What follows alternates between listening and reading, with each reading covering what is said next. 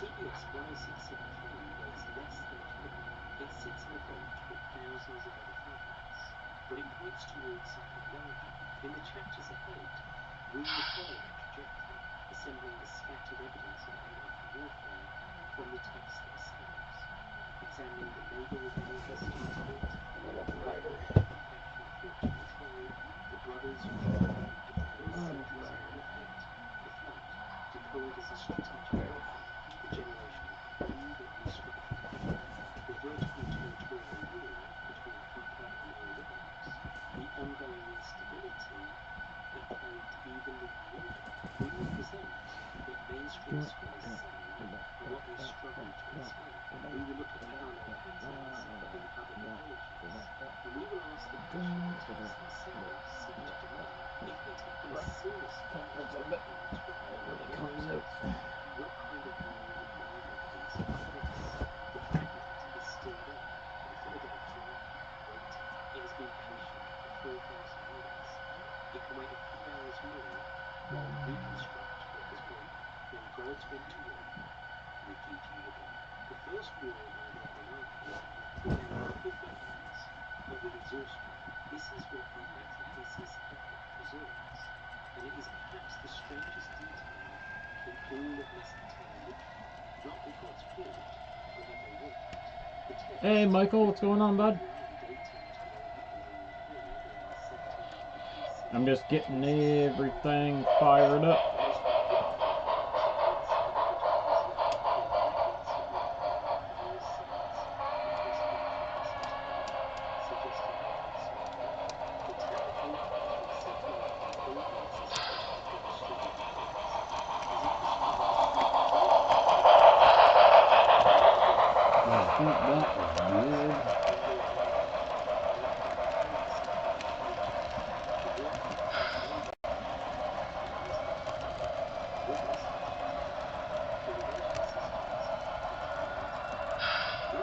I watched the heritage unit come smoking up the backside of the layout. Oh yeah, that looks pretty cool. I like that.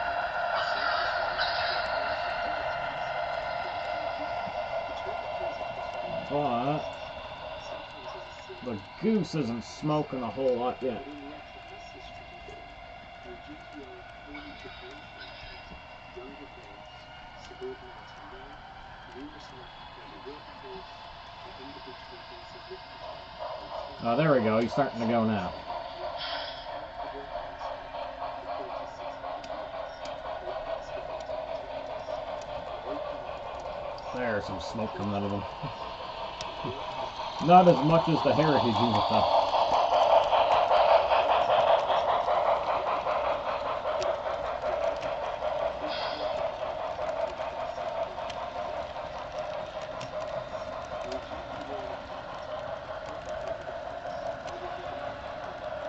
The system functioned to a correctly daily constant that set a date after 3,600 years according to the text. Though whether this is literal or symbolic remains debated, the system operates. The Ajiki calendar. The text is explicit about the fact that in order for them to carry something, their rules become collectively and all of their children and so forth. Alright, let me go.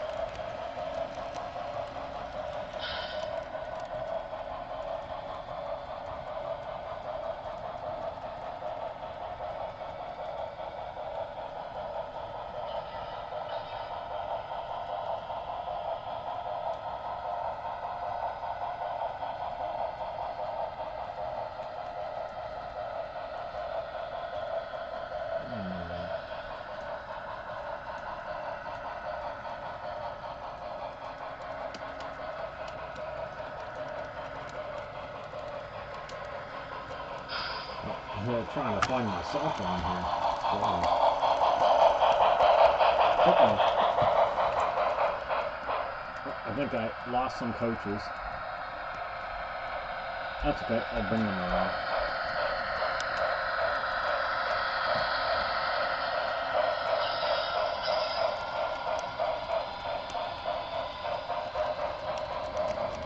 I have to figure out why they're disconnecting.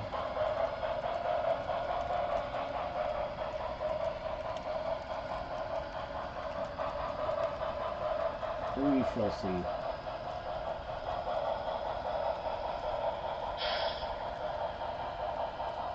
I might have a lazy horn hook. Usually a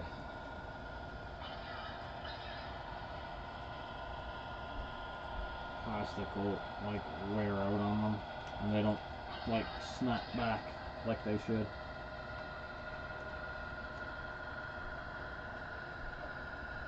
He is. Oh my, he got a dirty wheel.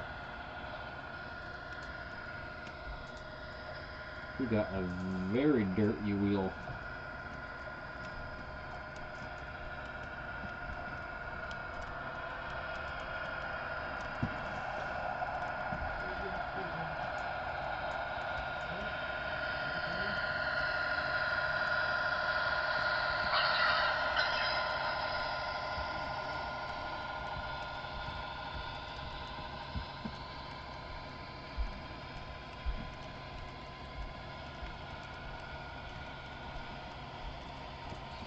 Alright, let me move him forward for a second and see why we are having a disconnect.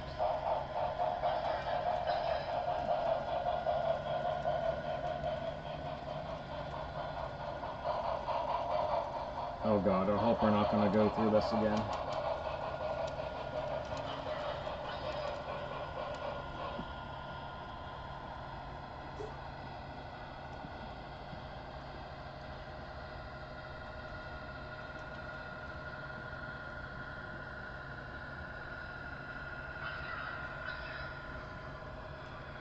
Oh, I don't want it acting up because it's a pain.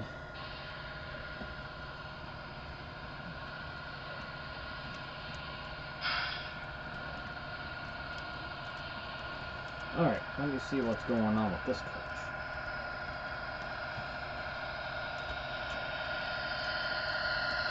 Alright, that one's up and back. That one is not.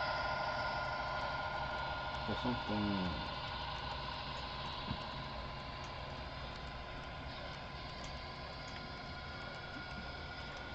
something wrong with the spring.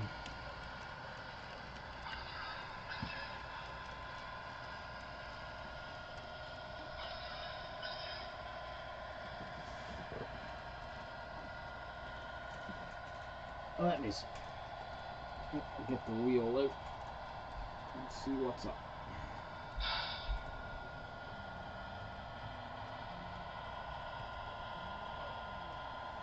Yeah, I don't know what that's supposed to do.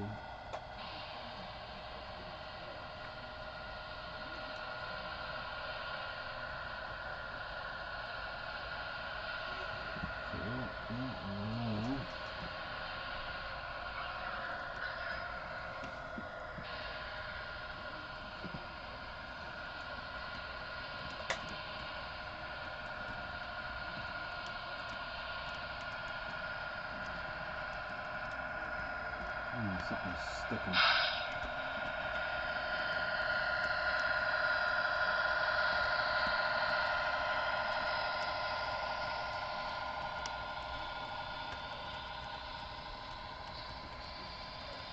Oh, no.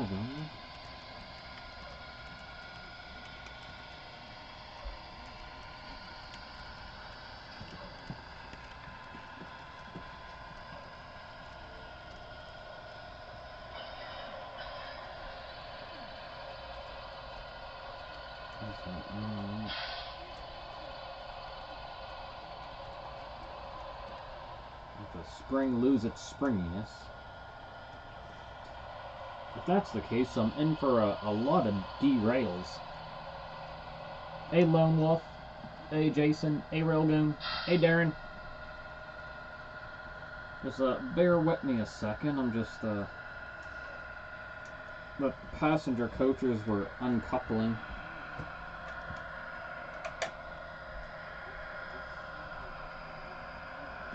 So I'm just trying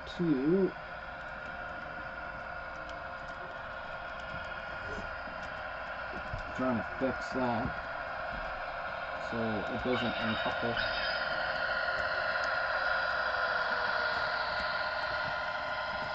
Alright.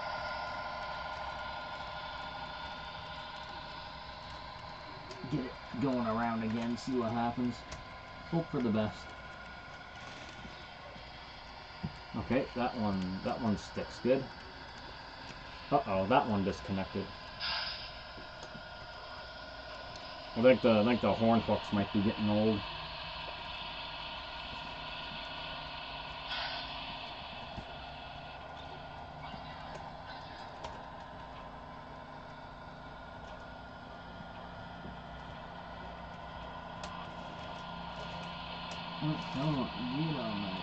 Alright, that one's good, that one hooked. That felt like a nice tight hook too, so that was good.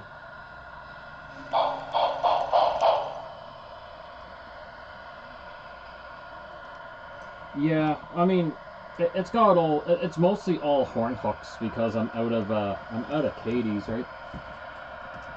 I'm out of knuckle couplers, so I'm just. The horn hooks were fine for months.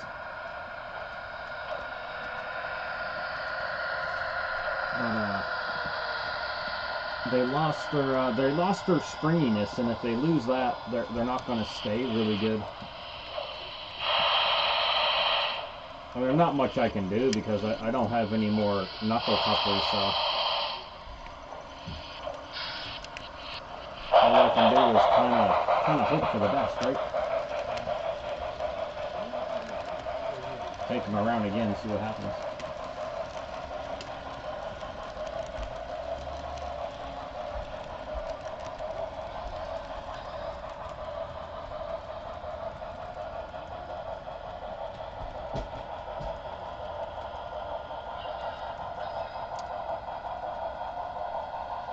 Oh, sorry, Railgun, I'm just waiting that now.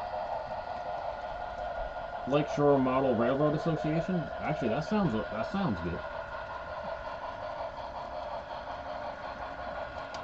That does sound pretty good.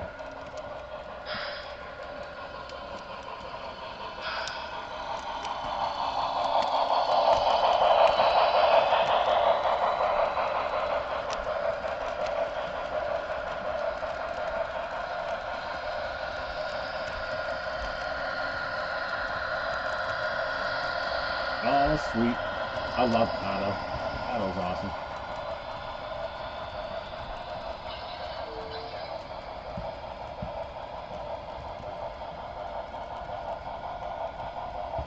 I love Taco.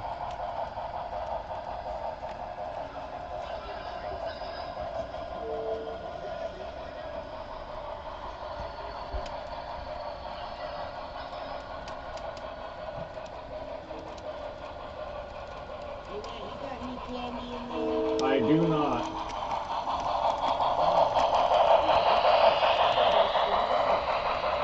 Oh, those are months old.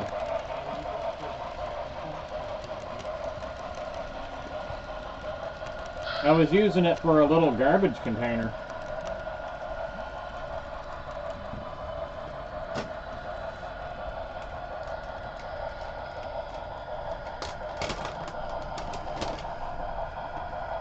Oh, that I gotta see.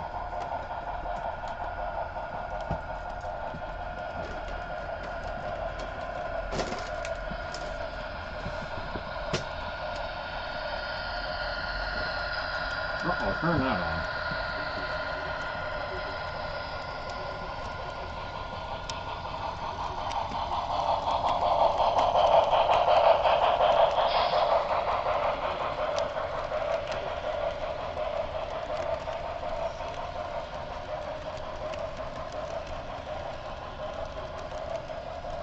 Oh, Yeah.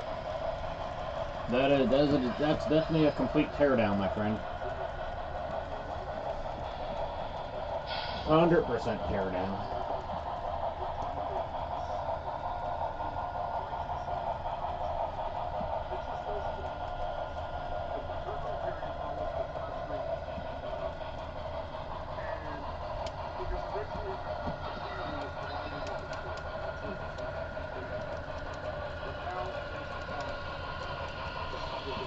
Well, I'll have to let David and Josh know that the live is up.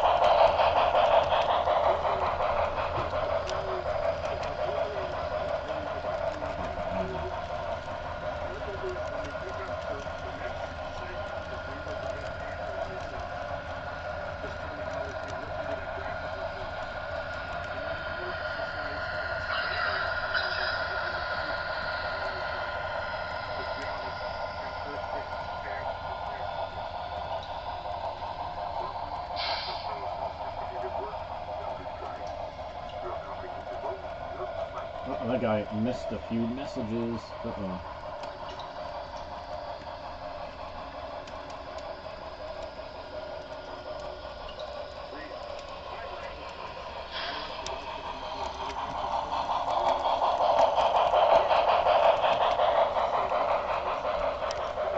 There, Josh, live and let him know.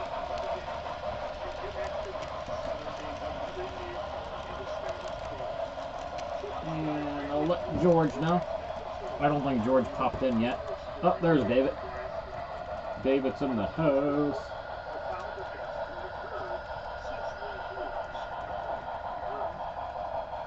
There, now George knows.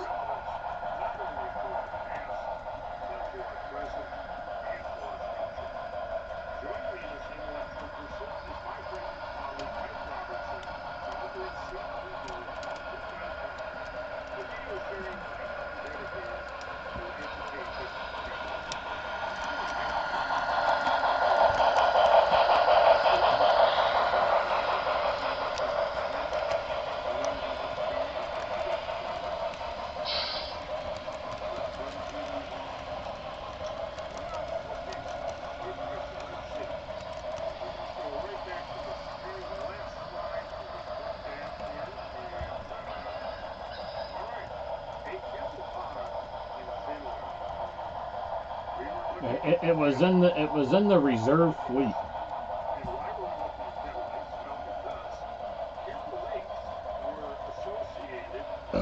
Oh, excuse me.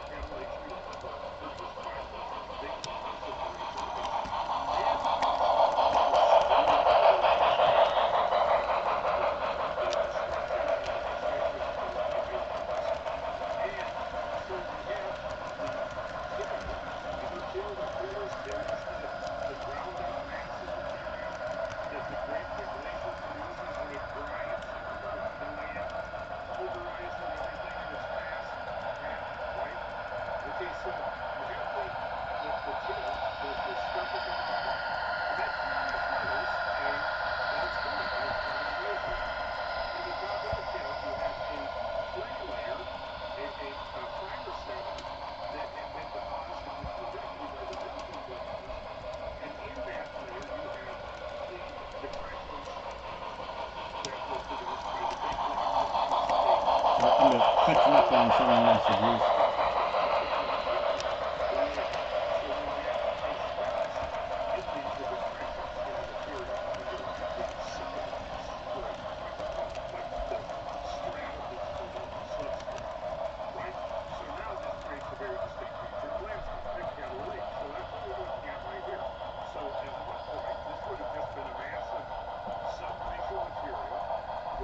Ooh.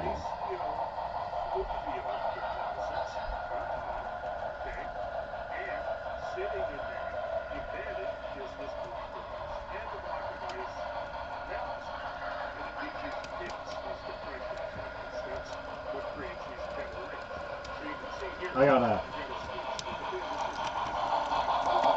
what I got in the background here. I got Brando Carlson in the background on my YouTube there. watching more stuff about the younger guys. I find this stuff very interesting too.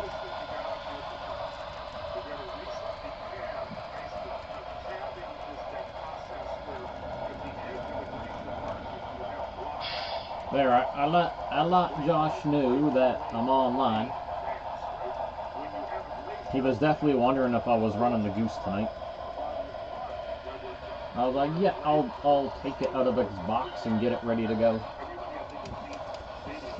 But there's absolutely nothing I can do to stop it from blinking on that on the switch. It just doesn't like it.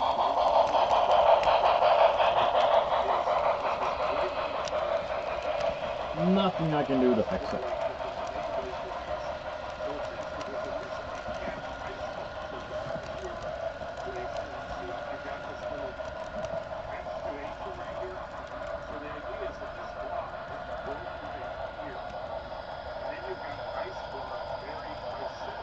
So that Walther's main line, that's pretty awesome there, David. Hey, now you have an ace.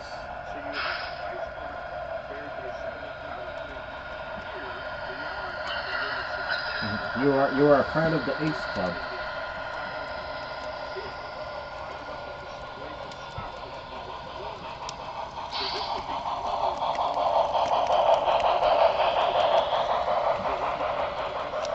The SD-70 Ace.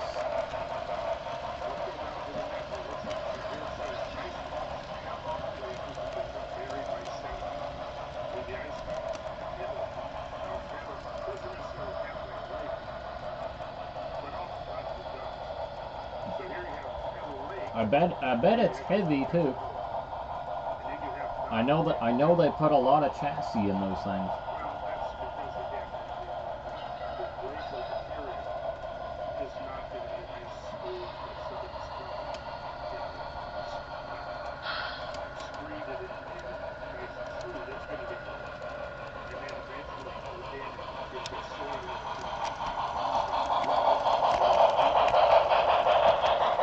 I gotta turn that heater off for a bit. I don't need any heat. Oh yeah, my drink for the evening is another local brewing company called 9 Lofts. And it's called Fathom Double IPA. It's an 8%er. Not bad. It's alright.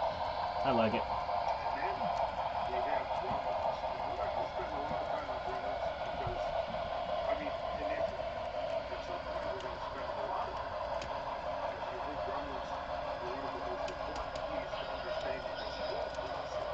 Yep, get it done up, get it going.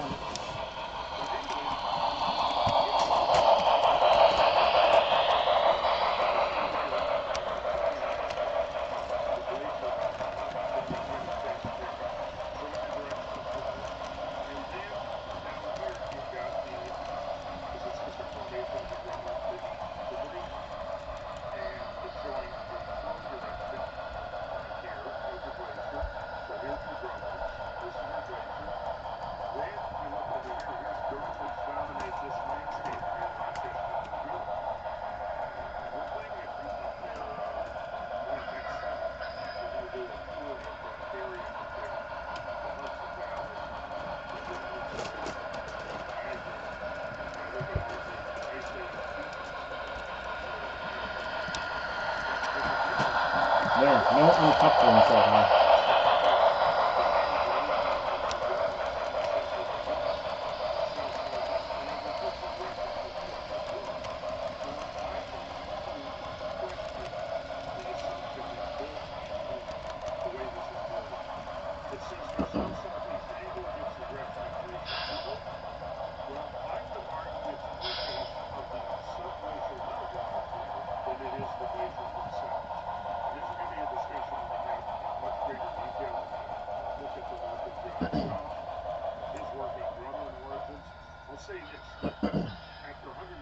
Okay, the smoke unit is going.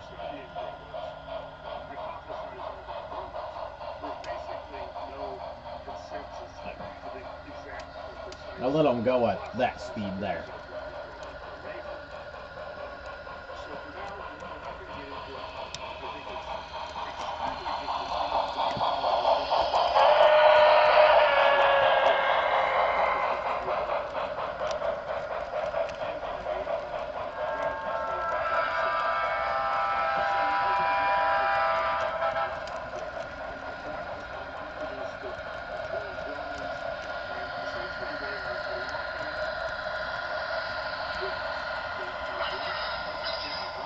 The smoke on these two really light right now.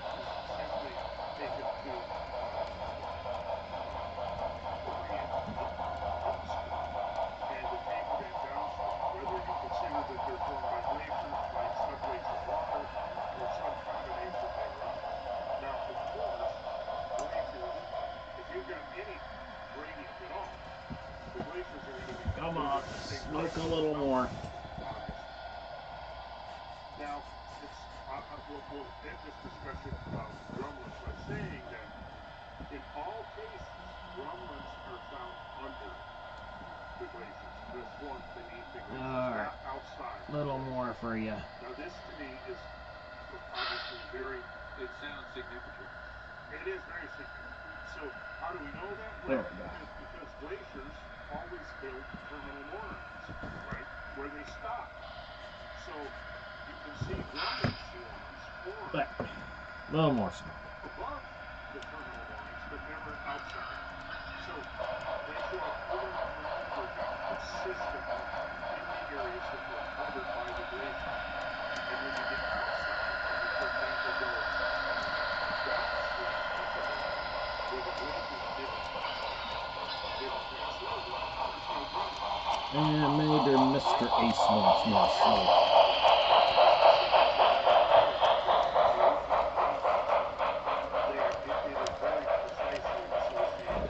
He can be a little trickier to get the smoke into.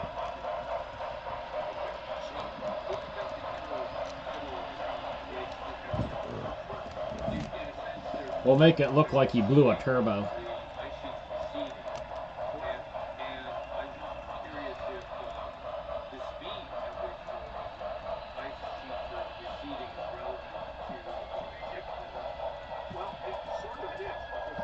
Alright, here we go. Just a typically, let's say, a gradually warming environment, where essentially the spout of the glacier is melting away and receding.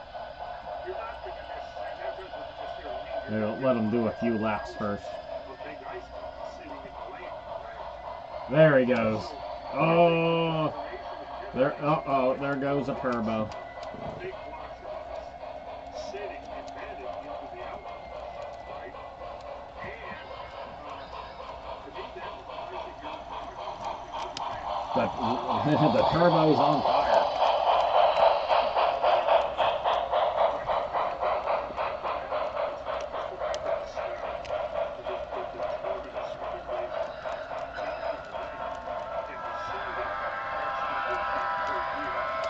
That's gonna look cool coming up the back end of the layout.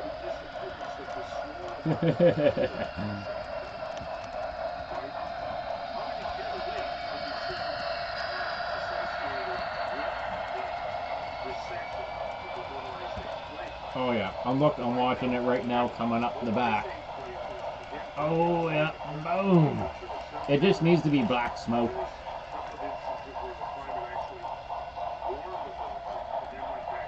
That's too funny.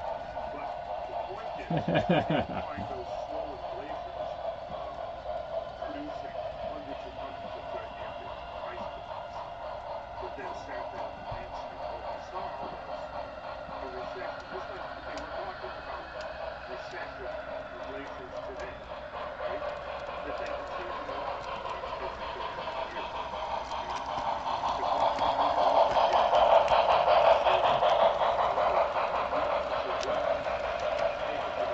I love it. I love it when they smoke heavy. He'll only smoke heavy for a couple laps though, because he'll burn it really fast.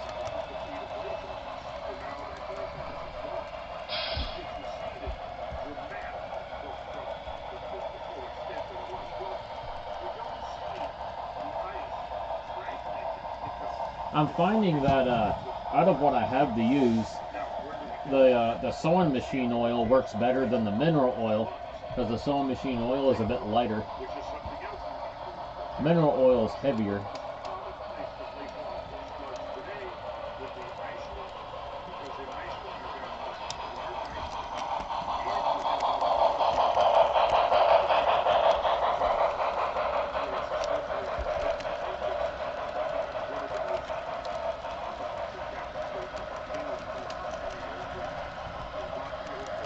he's not.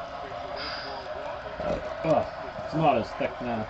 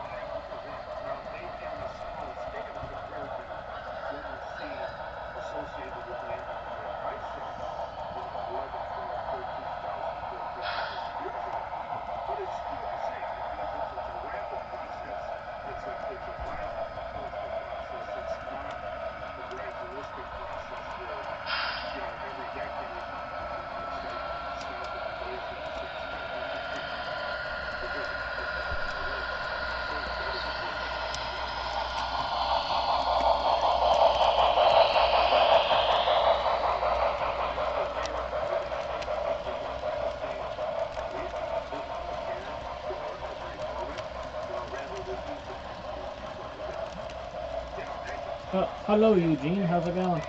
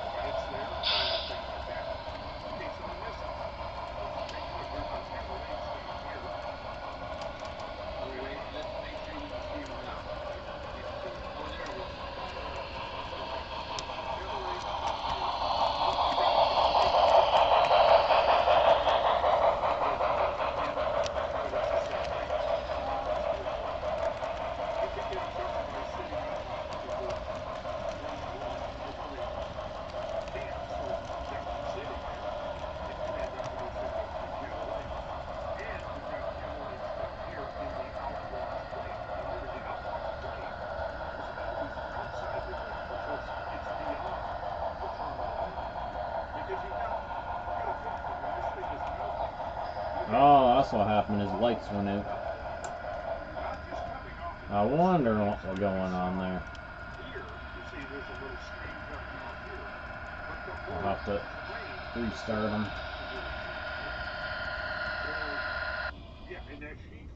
is I was like, that'd be why he stopped smoking. filled with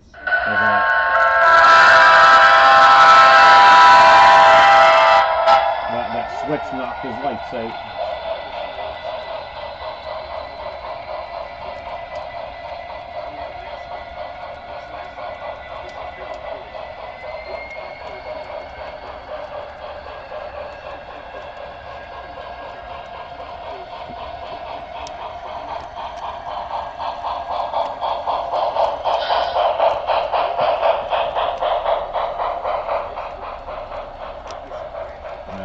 Too loud. Too loud.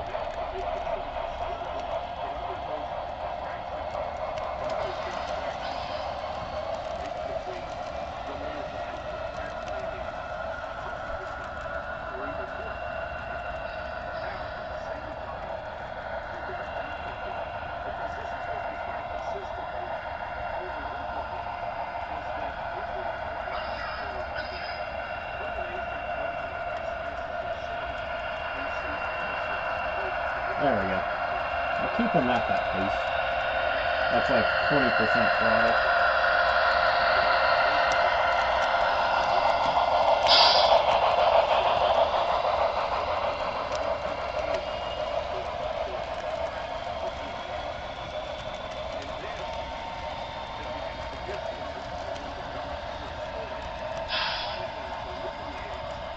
Oh, you're still loud. There we go. Look at that now.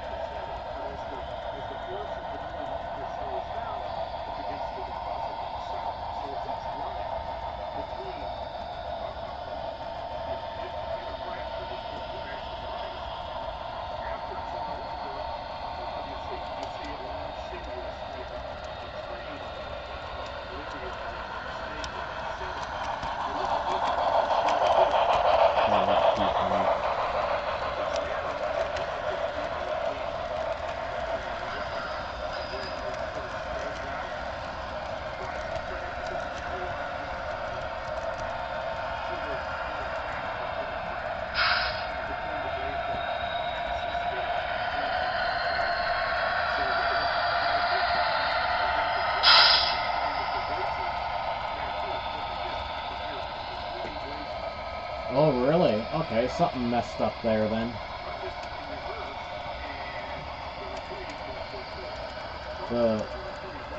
It's supposed to be on my microphone.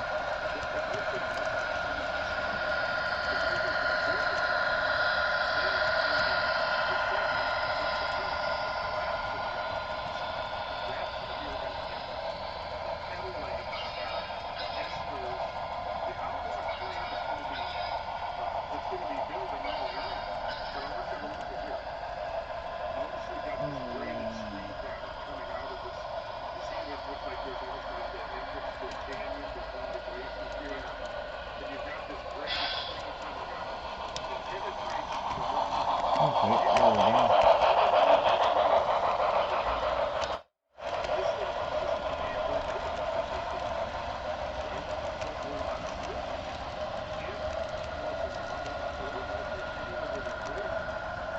Alright, is that better?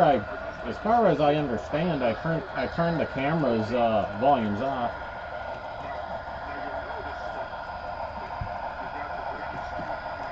So from what the OBS tells me, my main mic is the only one on.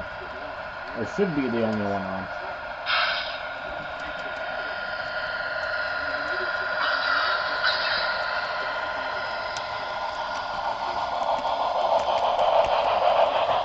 I pulled out my main microphone a little bit too.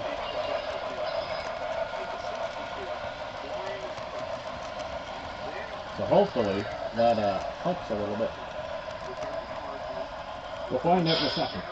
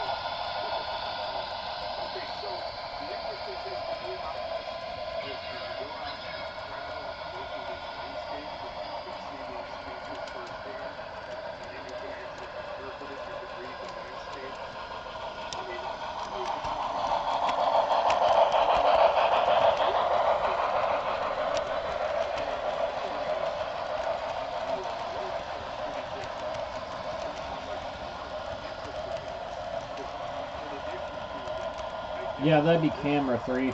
It shouldn't be. It's weird that it is because on my OBS it's turned off. It's probably glitching. If that's the case, there's nothing I can do about it. Alright. Alright, I just clicked it.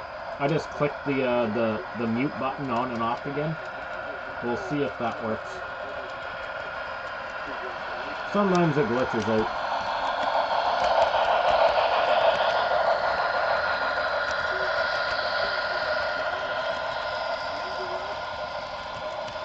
I just clicked it again. We'll see what happens in a second.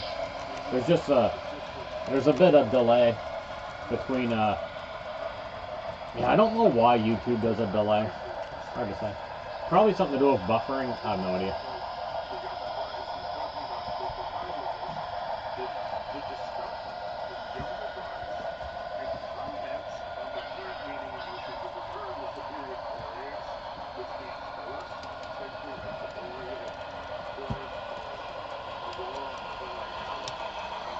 So hopefully this will work a little bit better. Fingers crossed.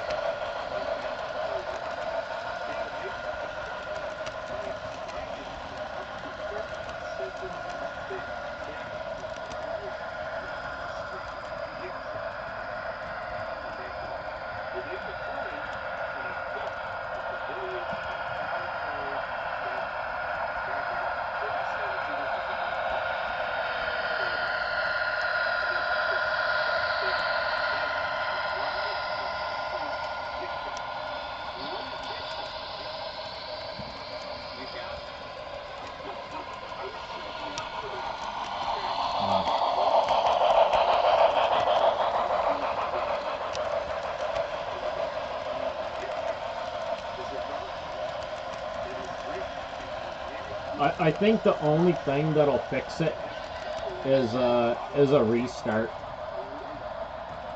because camera 1 is muted, camera 2 is muted, and camera 3 it says it's muted.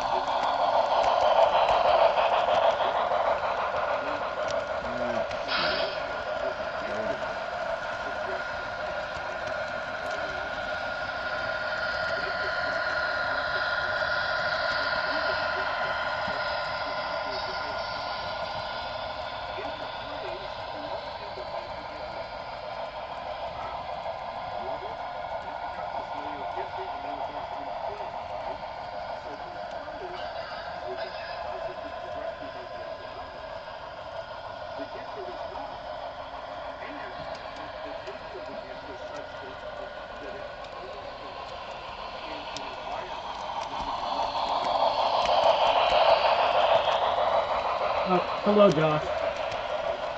Yeah, I'm just trying to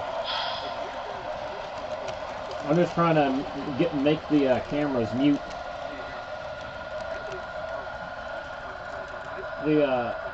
Like I say, they're all muted on OBS. But,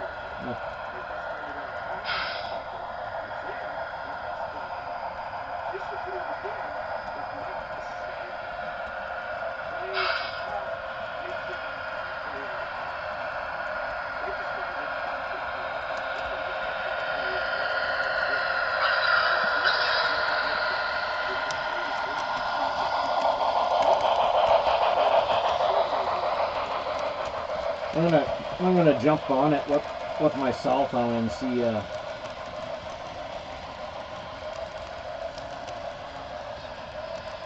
Let's see if I can hear it.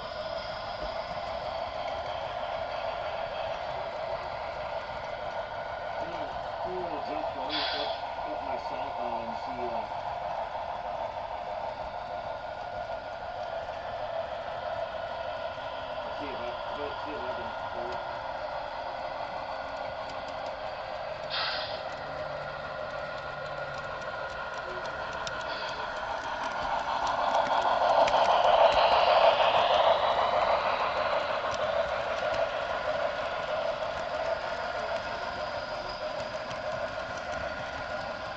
See if I can hear it. The only thing I can do is restart the screen.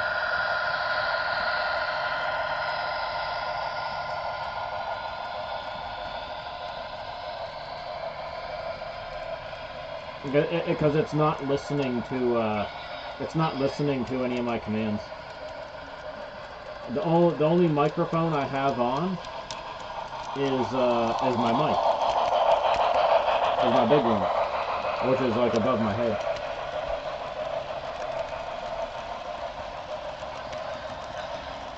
So the only reason I can think it's not working as it should is it needs to restart, and I've had to do that before.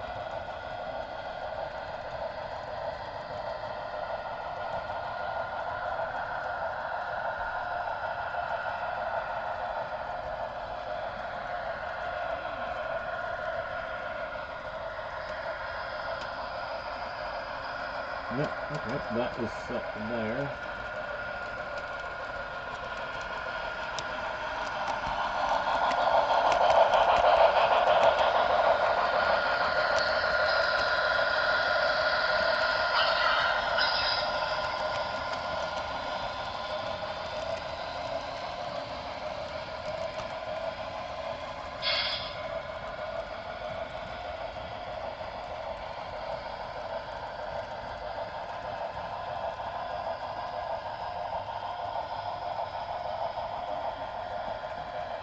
Yeah, it is running. I remember you were asking about it there yesterday.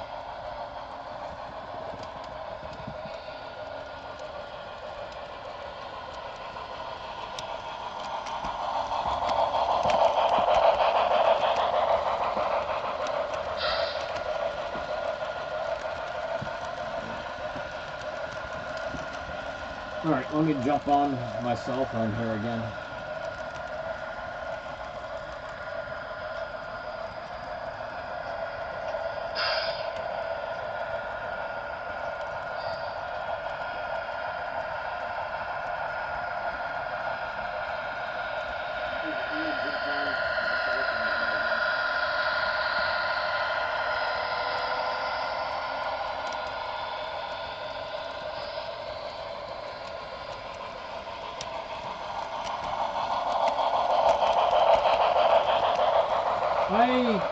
I can hear myself all right on my cell phone, but my camera 3 is still picking up audio when the goose goes by, even though it's not supposed to be picking up audio.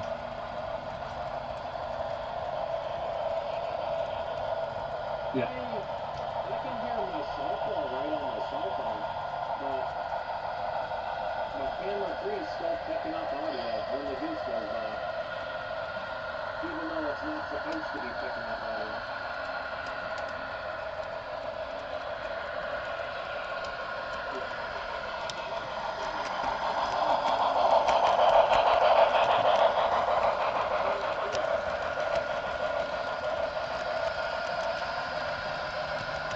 Like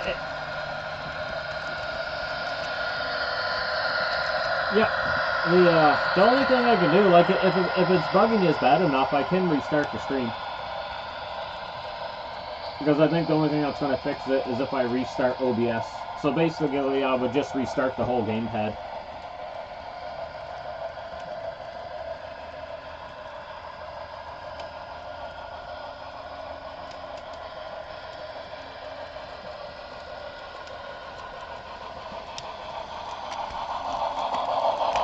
Like I say, my big mic, I got it pretty close to me. So I mean, when the goose passes by camera 3, he's just so bloody loud that he's overriding everything. He louder than all the things.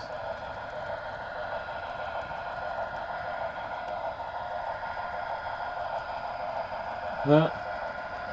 All right, hold on.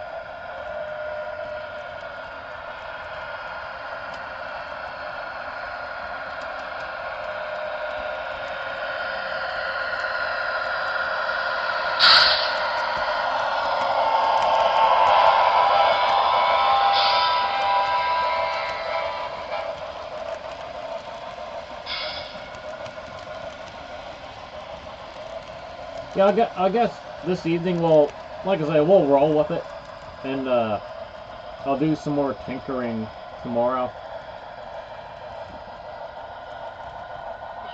But when I'm looking at my OBS, camera 1 muted, camera 2 muted, camera 3 muted, desktop audio muted, and my mic, it's under mic auxiliary, that's unmuted. And it has a left and right channel, and both left and right channels are working. And I got it turned up all the way.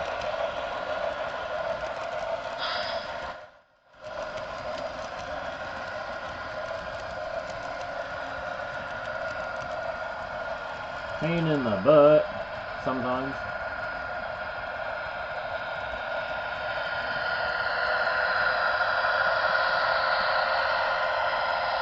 Good, good, good. I'm glad it's better. Because it gets annoying when it doesn't work. Does Goosey need more smoke? Oh no, the smoke it's just light. He's still smoking.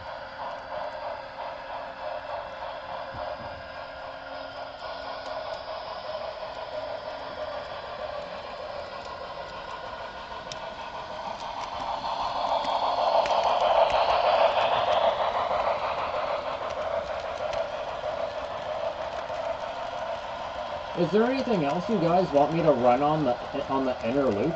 I mean, I'm gonna keep the goose going on the outer, but I mean, I've been running NS. I mean, we ran NS last night. We don't have to run it tonight. You guys want me to run like want me to run some? We can run the Union Pacific, or we can put some CP Rail on. We can put CSX on. What else? We can put some BNSF on.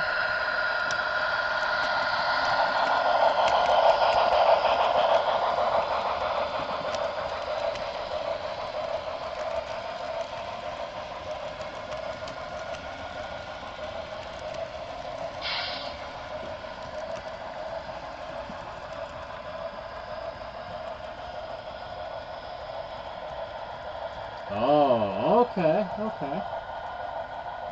I can definitely, that is BNSF. We can definitely put some BNSF on. I don't mind.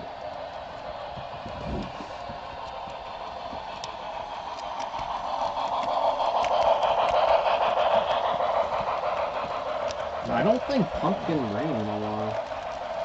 It's been a while since Pumpkin was ripping around the layout. I think a couple weeks anyway.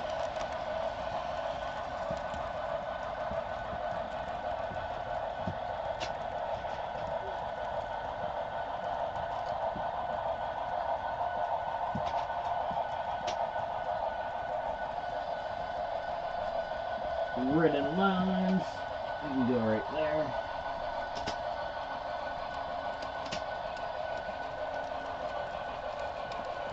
Alright, you come here there, Beeline. Actually, I'll park you.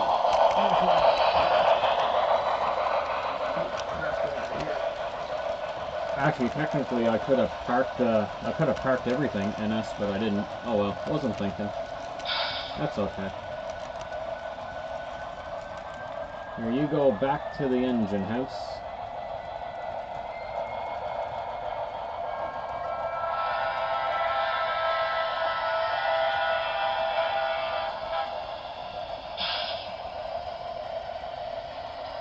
Hey, hey, hey! Oh, Jamie, bringing back some old memories. Love it. I can still somewhat do that Cal Elder voice.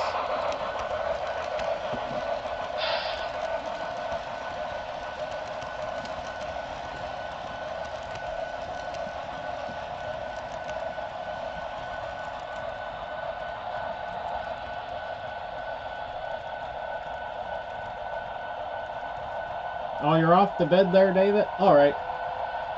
I don't blame you. You're getting tired, You gotta be up at 5:30 anyway.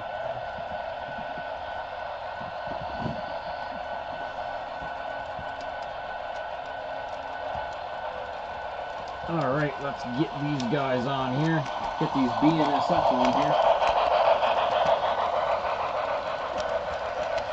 Alright, Mr. BNSF.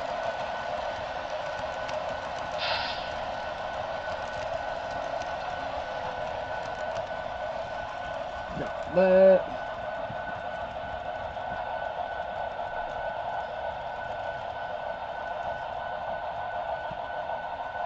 and then we'll get the pumpkinator on.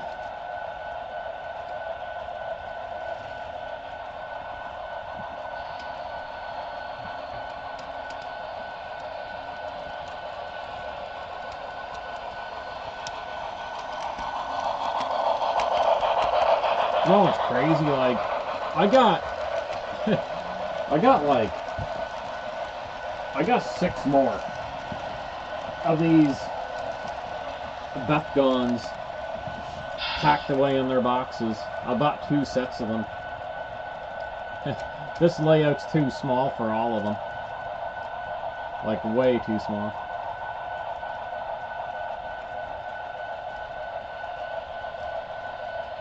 Oh, there we go.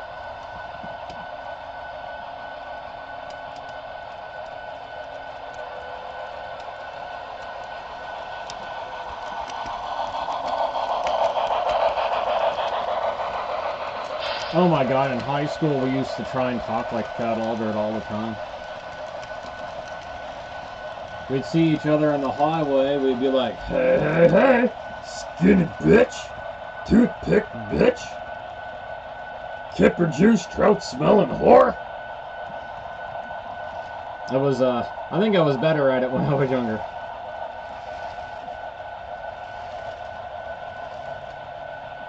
Oh, it was too funny. Like, smack your ass, bitch.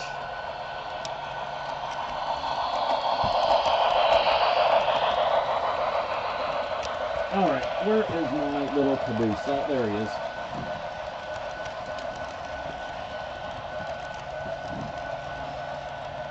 Who knows, my YouTube channel could get flagged for saying bitch enough times, I don't know.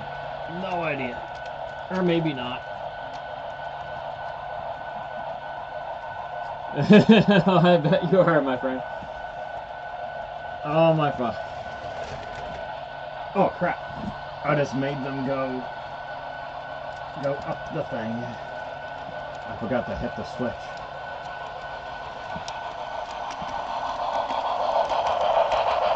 Alright, we'll put those back there.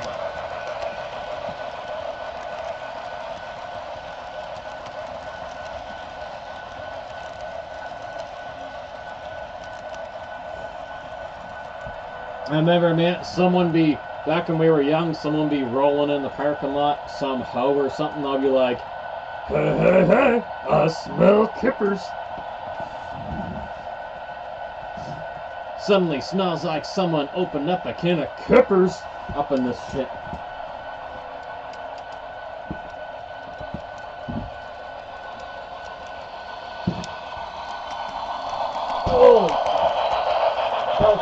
I almost tripped over something. Alright, Josh, I'm grabbing Pumpkin. Oh, there he is.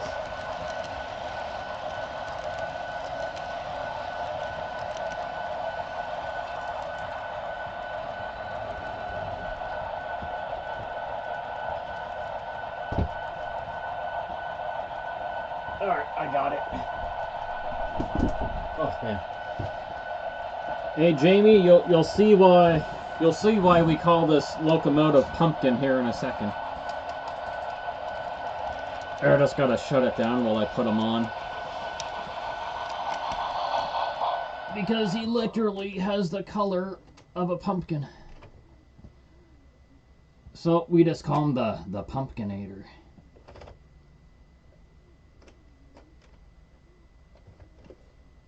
Josh could literally watch this locomotive like rip around all day.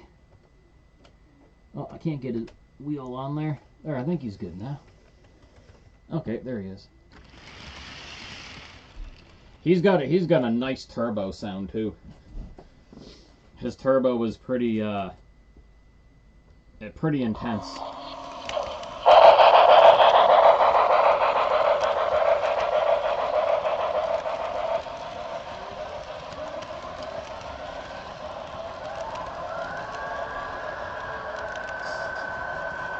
Alright, what number was he again?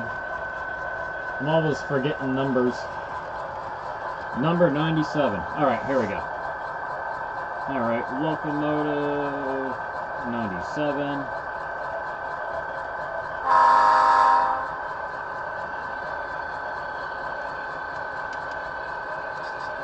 Alright, to make Josh happy, we're going to get that turbo going. I'll make sure his volume's turned up. Alright. Here we go.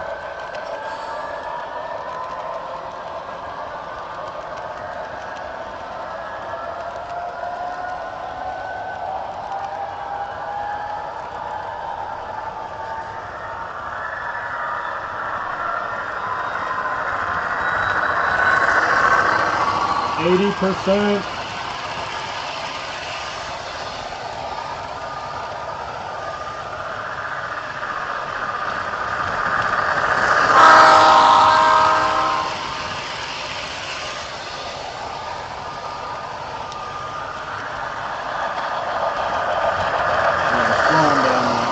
Flies off the track. We got like a friggin' scale 150 mile an hour going on here. There's no way he could go that fast in real life.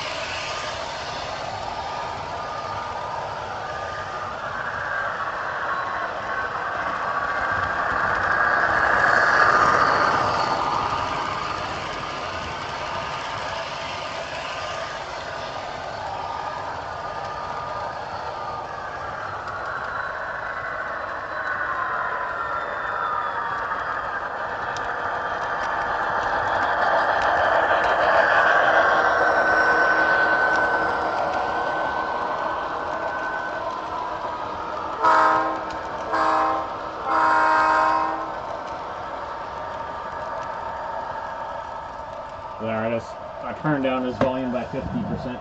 Oh, I think my curtain, I walked by my curtain there and it went in front of the camera. There, should be good now.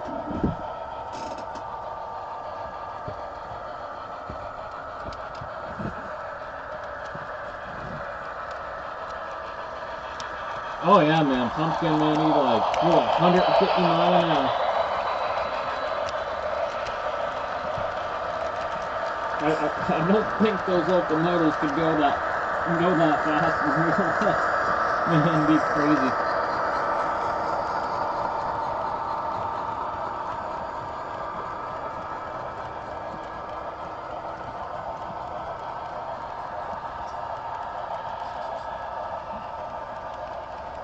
Oh, I think Goose, or we'll give Goose some more smoke. He's getting a little thin.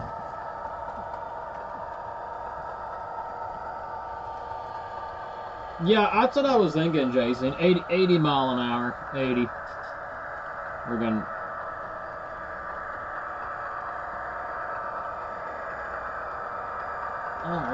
There's some more smoke for the goose. He burns through the sewing machine oil pretty quick.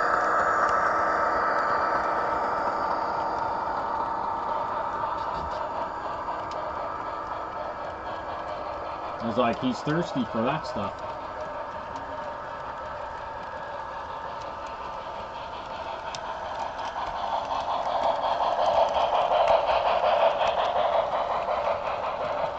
Well, he'd probably go a little faster. I had him at 80, but I don't think, I think that was pretty flat out.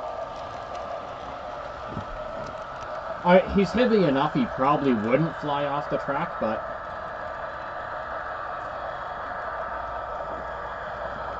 when I was a kid, when I was like 7 years old, I had one of those Akron rubber band drives. Dude, that thing was so fast. I deliberately made that thing fly off the track. It was just so entertaining.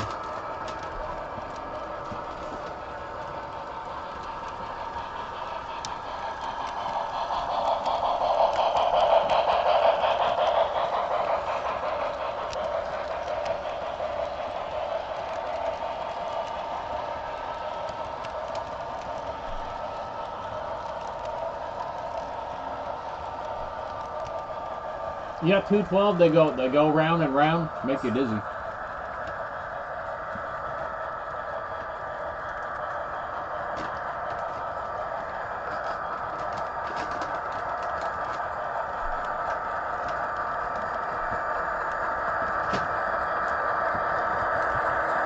Oh, Jamie, earlier, the locomotive that's now parked in the engine house. I had his smoker going so crazy you'd think he blew a turbo.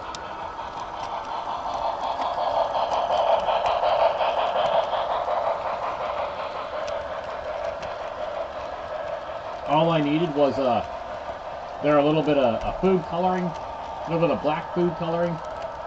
Mix that into some of the smoke oil. Bam, blown turbo. That's what you. It'd be awesome.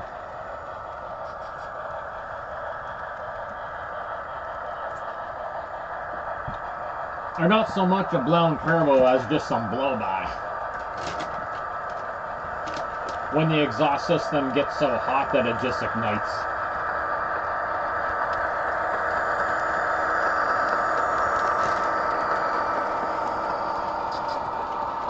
Oh yeah, Josh, I bet some of the locomotives you had are insanely fast.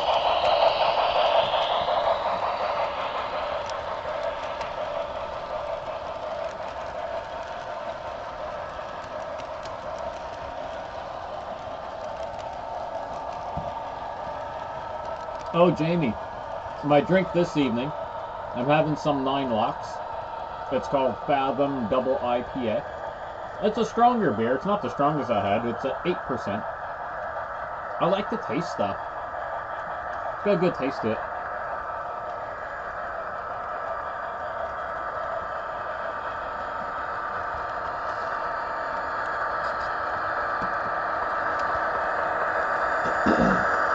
I can put the NS pairs back up here. They didn't need to come off, but I took them off. Oh, I'll just put them back on. Oh, he's just gonna roll right back there for a little bit. Oh, he's fast.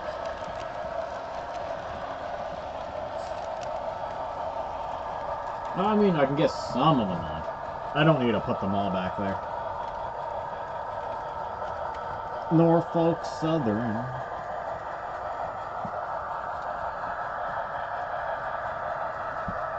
I mean, I should make them connect.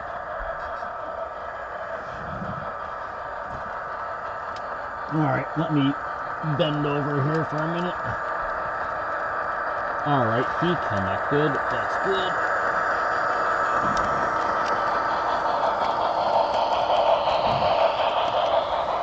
I'll just let them show back there.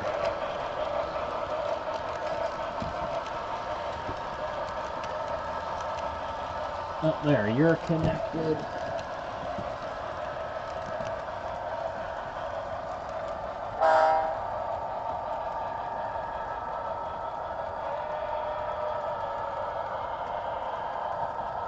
Yeah, Blue Goose I got turned way down.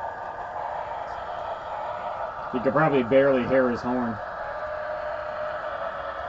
Let me get him up a few notches. There we go.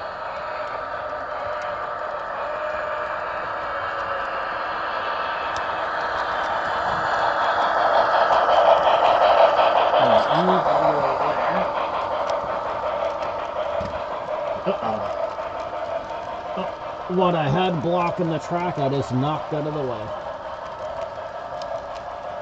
Oh, I gotta fix that. Oh my. There we go. That can stay there.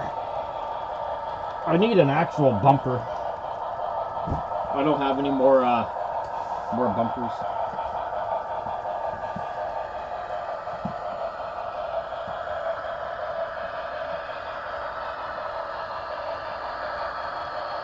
$171. Wow.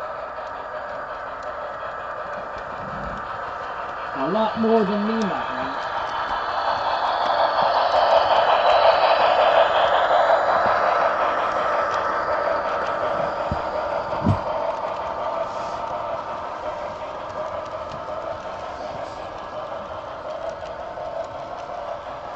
I got rid of, like, I sold quite a bit over the past while.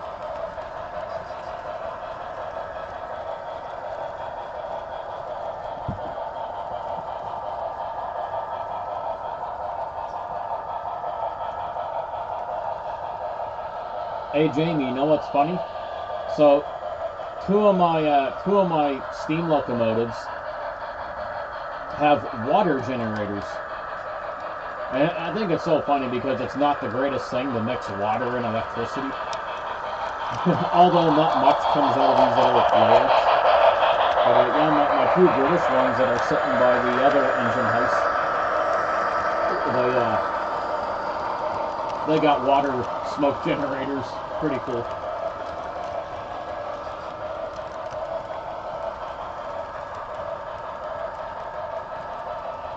They're a little finicky though. They're a little, I find they're a little more finicky than the oil ones.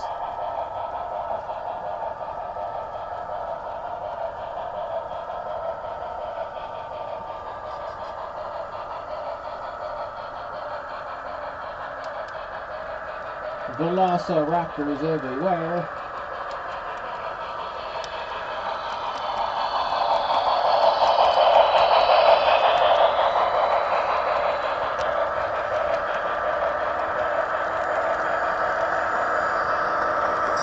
Hey Josh, like surprisingly, majority of my Bachmann steam locomotives that are still DC, they actually run really good on DCC. I was testing the Silver Fox there earlier. He was running great. I put Tornado on. He ran fine. Blue Peter, I don't know if Blue Peter runs good or not. I haven't threw him on. And then, if you remember, up at the layout at Lawrence, I had the other British A4 going there, Dominion of Canada. He loved it. He didn't mind the DCC layout. So I'm slowly figuring out which ones are okay with it, and those older Bachmans, the older Bachman from Great Britain, nah, they love it. They don't care. They don't give two shits.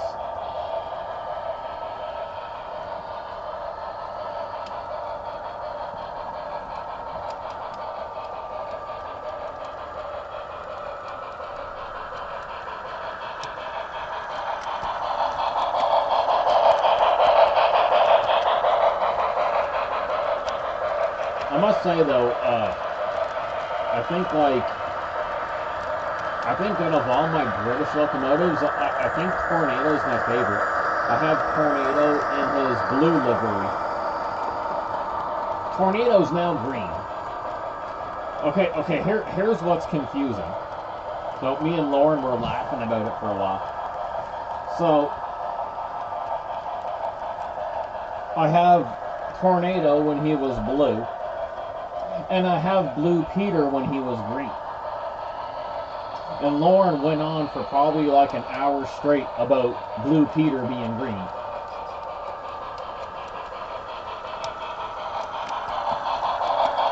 But now, Blue Peter, they painted him blue, and Tornado's now green. It's not as backwards anymore. But Lauren kept on saying she felt so bad for Blue Peter because he's green and his name is Blue Peter.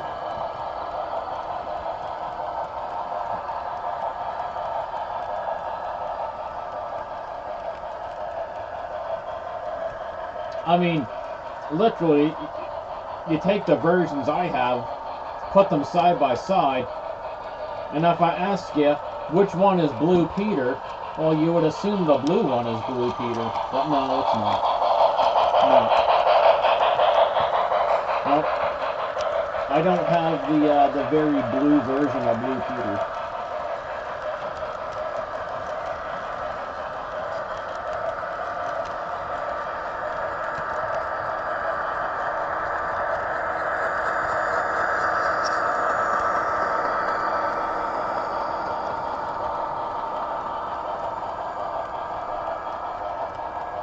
But I must say, the British come up with some interesting names too.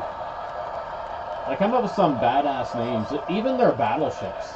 They have Repulse. They have Warspite. Those are two of my favorite battleship names, Repulse and Warspite.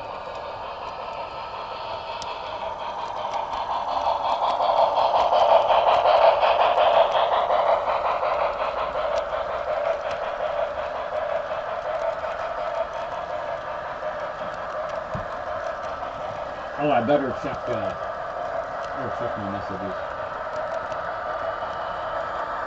Oh, crap.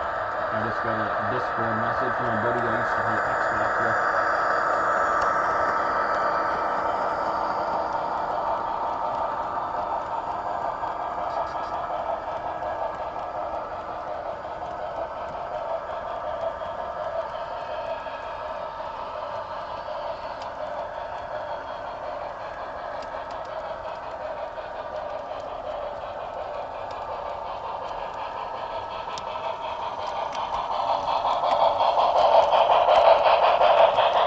I just looked at your message there, 212. Yeah, BLA is great. They sent me no cost. I didn't even have to pay shipping. They sent me the new wiring harness for the Blue Goose, and they sent me like quite a few pairs of traction tires. I told them about my little channel I have and how the Blue Goose is like basically like the star of the channel. It probably gets the most runtime and is probably the most requested. And they're like, yeah, the Blue Goose is probably one of our favorites too. So yeah, no, they're really good. They really hooked me up.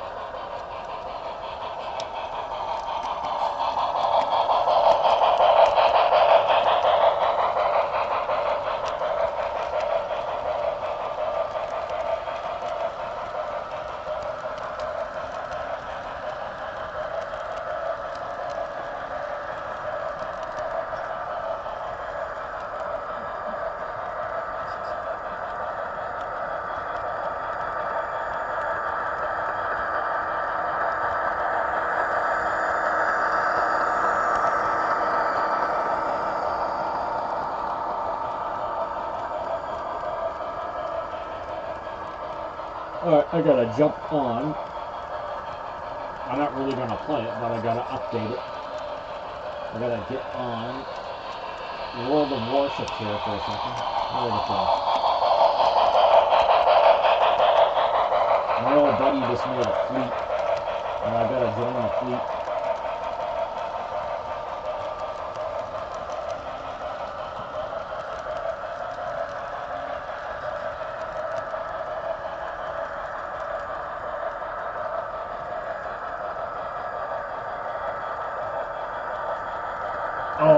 I will probably definitely remember. Yeah.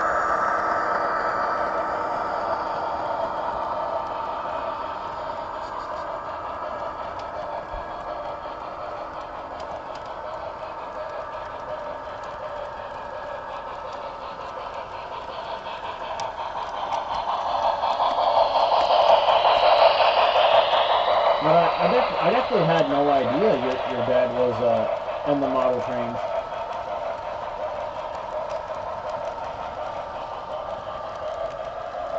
But then again, I can't imagine you bringing it up because I was when we were in our 20s, I was like not even in the hobby then.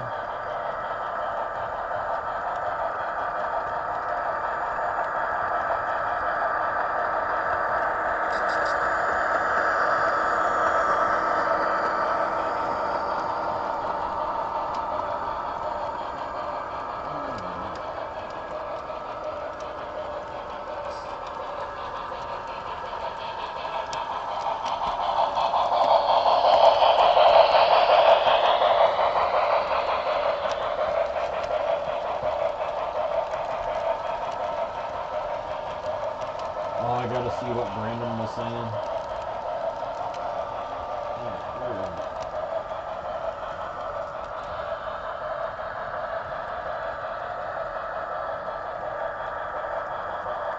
Alright, I gotta remember how to leave a fleet.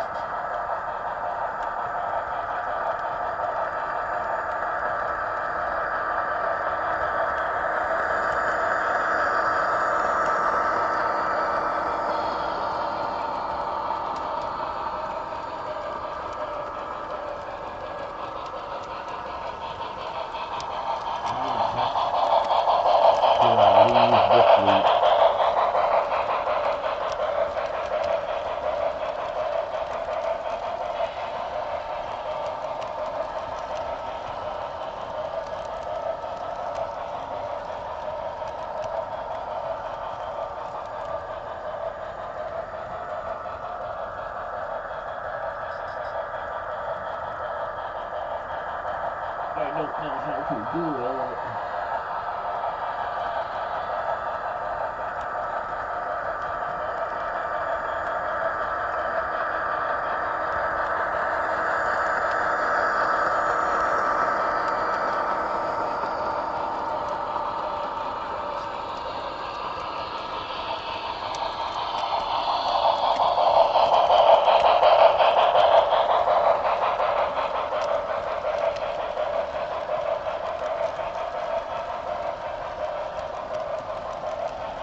I don't know how to do it.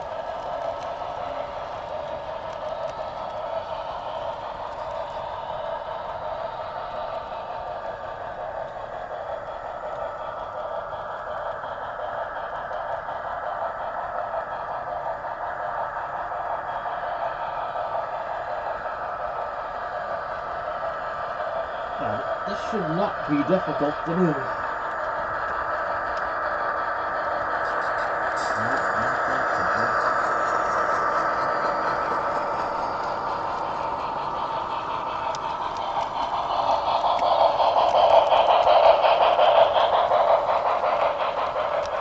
Maybe I gotta click on my name.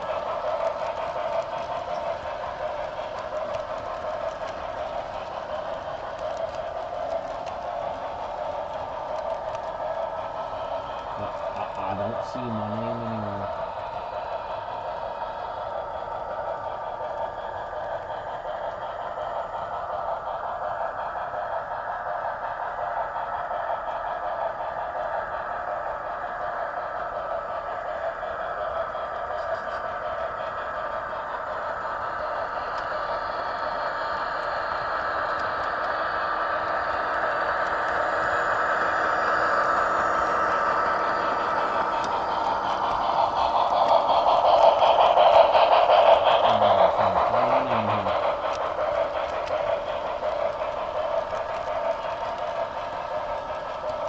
Oh, there I am.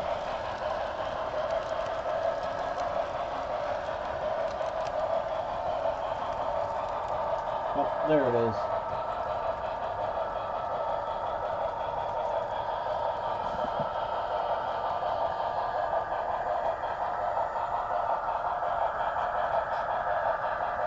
Cool, now I gotta join a fleet.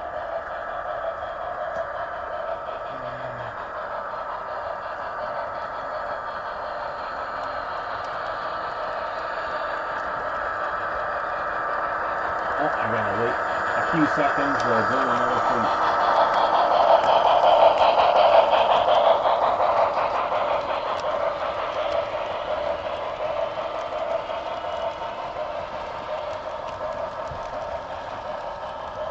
What do you got there, Josh? What do you, I'm just singing it now.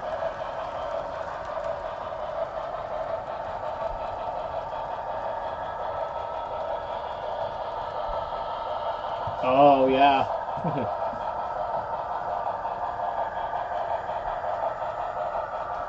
Oh, I remember Dale Earnhardt's special edition.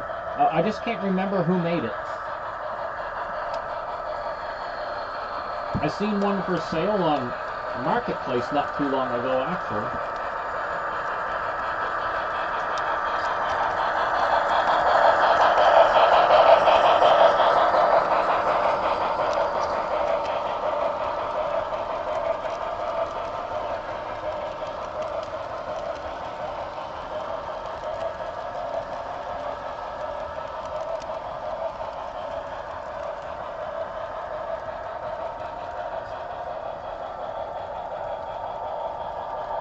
I need to do an actual search.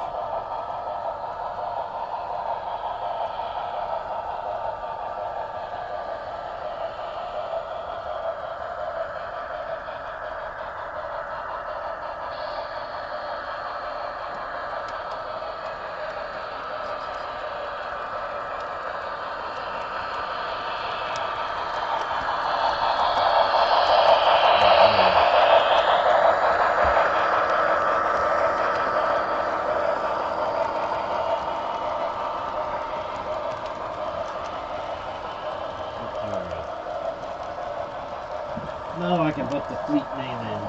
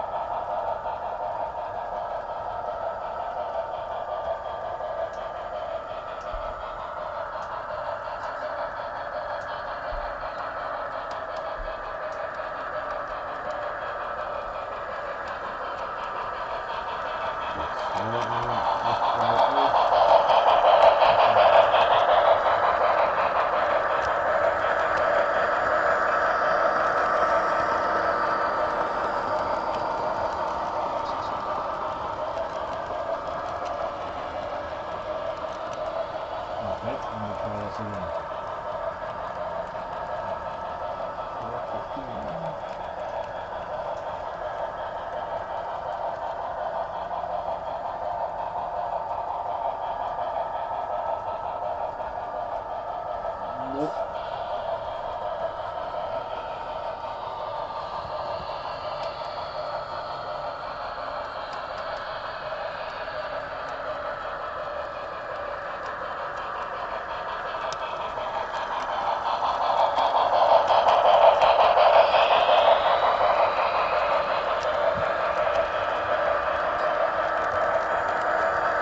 Yeah, about the big boy.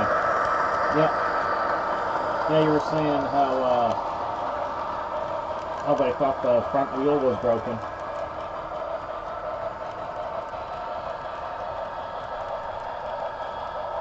Now the big boy is an articulated steam locomotive. Moves a little differently, just like the Challenger.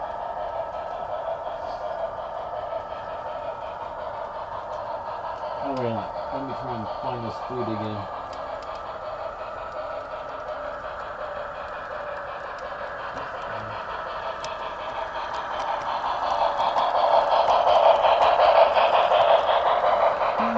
I know that's good.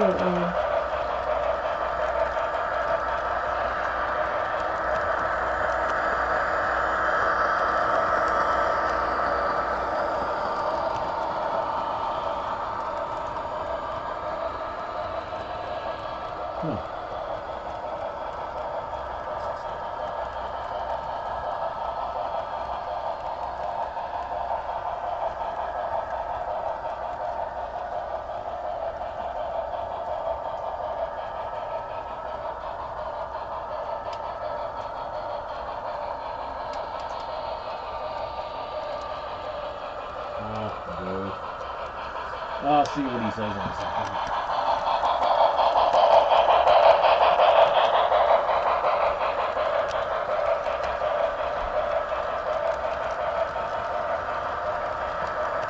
I wonder if it was Bachman that made the Dale Earnhardt set. Could have been.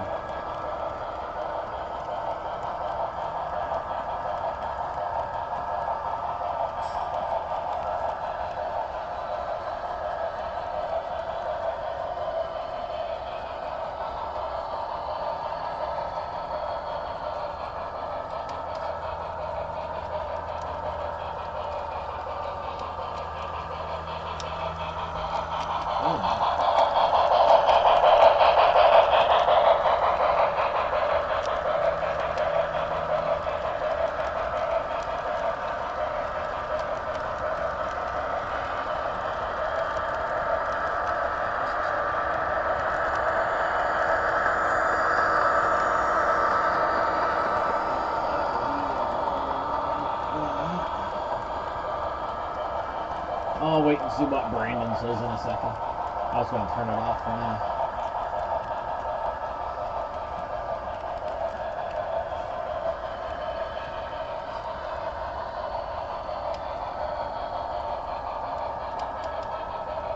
Oh yeah, time to run the ace.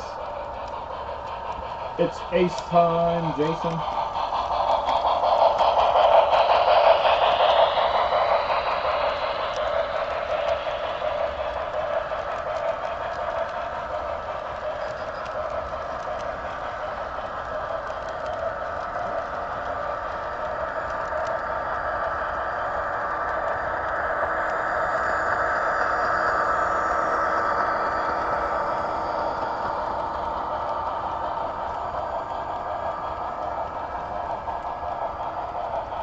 I think I might have me a bowl of Cinnamon Toast Crunch.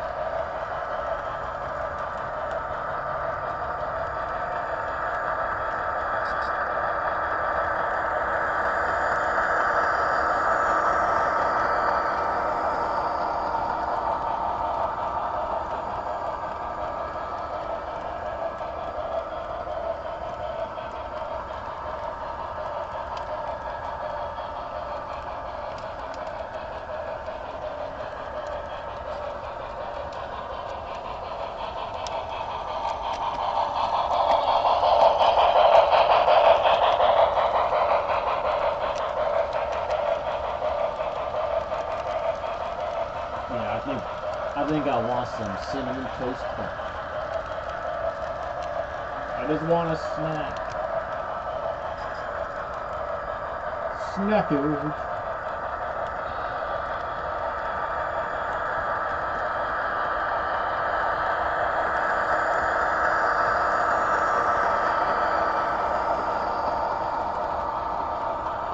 Oh man, I get tired too. I'd be getting tired already. Why?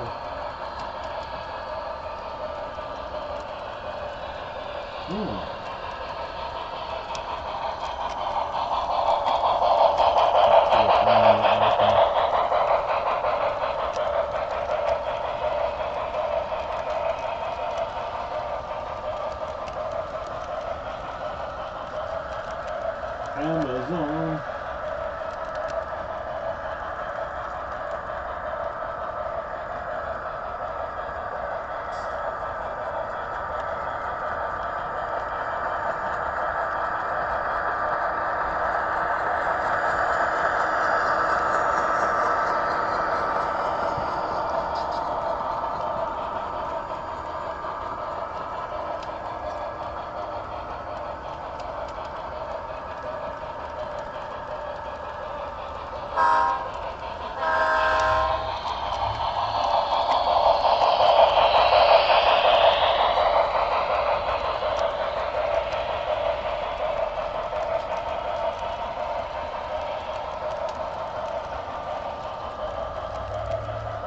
Oh, I still have some Reese's Pieces left. I wonder if Lily will let me have some ketchup chips.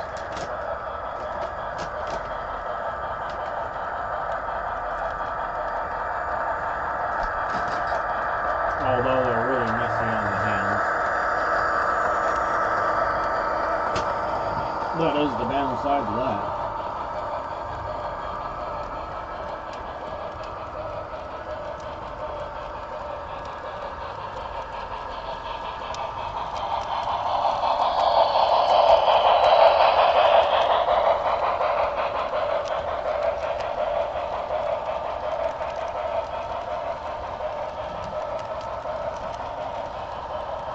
Usually, I make this guy go a tad slower.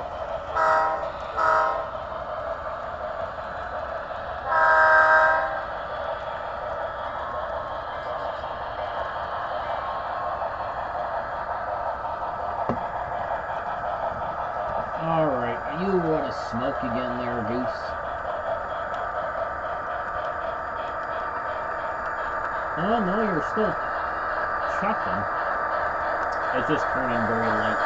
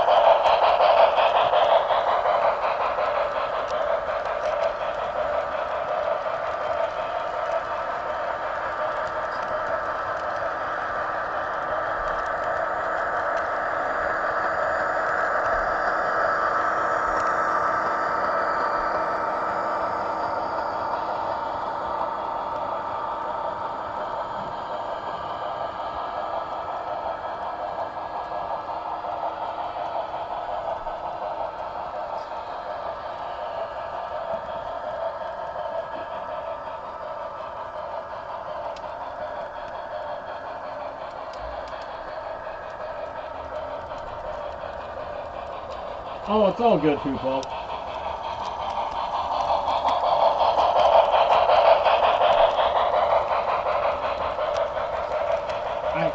I did say something. I said something to you earlier, but I can't remember now.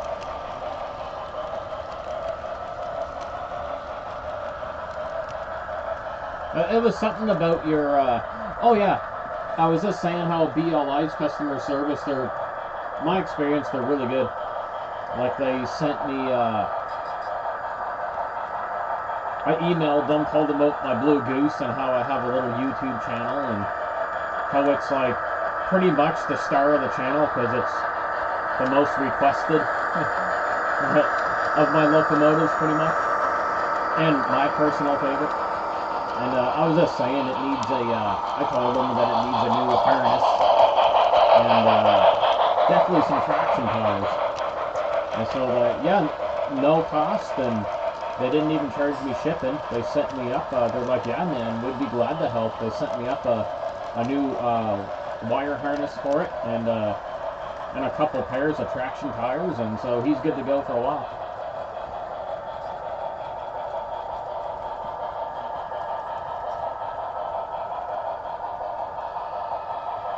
Oh, sweet, that was nice of them. They send you all the railings.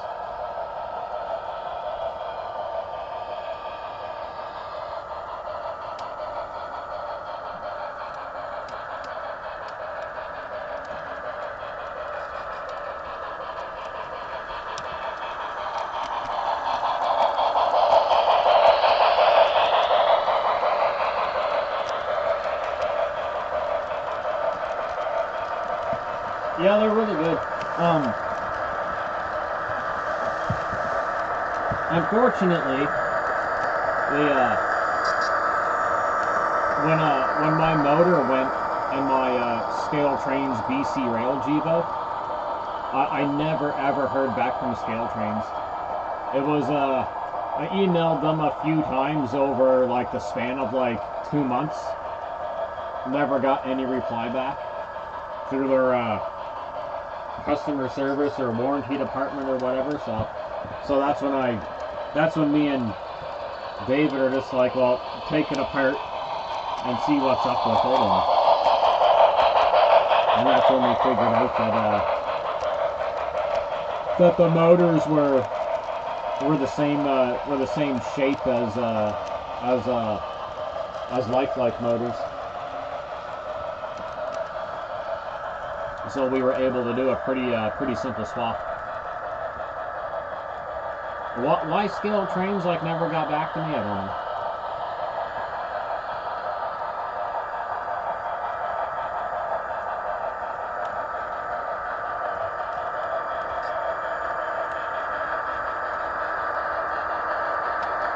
Oh, that's cool.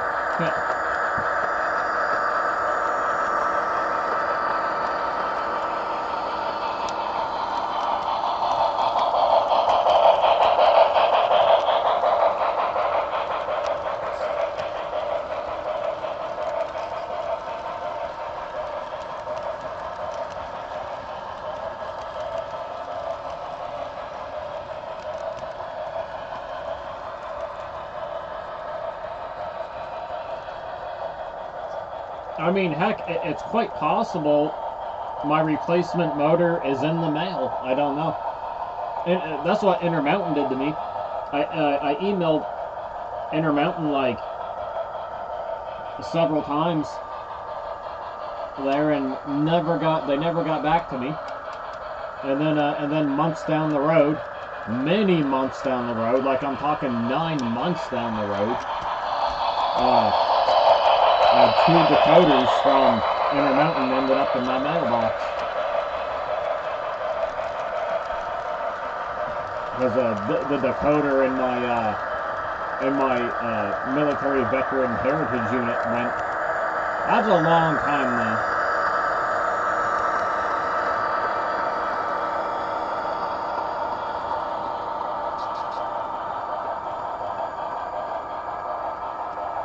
A local landmark, oh sweet.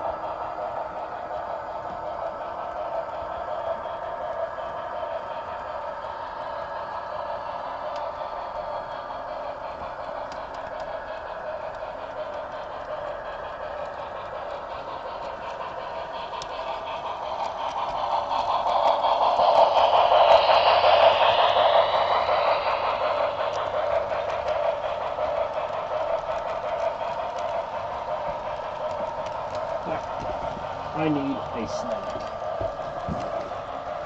I'll be right back.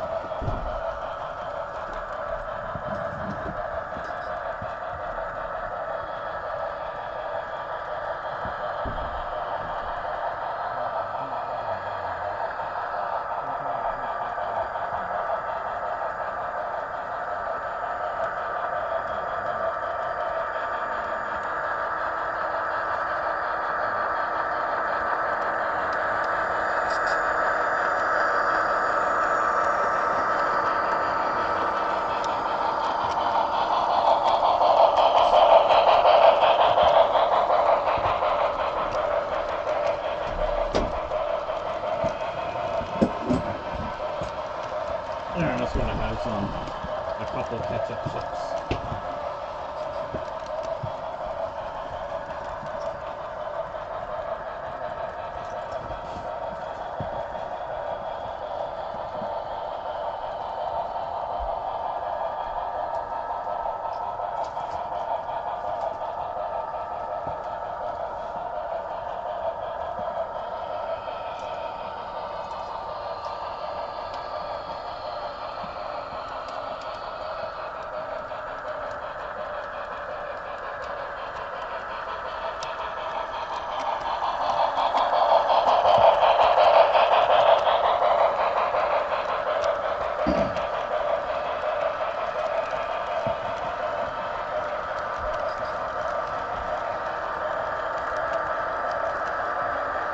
Oh yeah, scale trains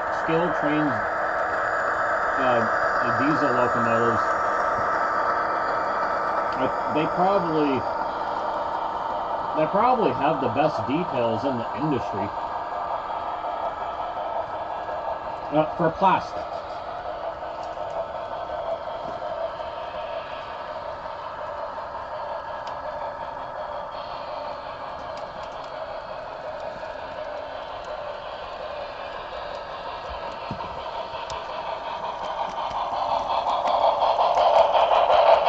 I mean, I only have like their two ET44 ACs, and I have an SD45.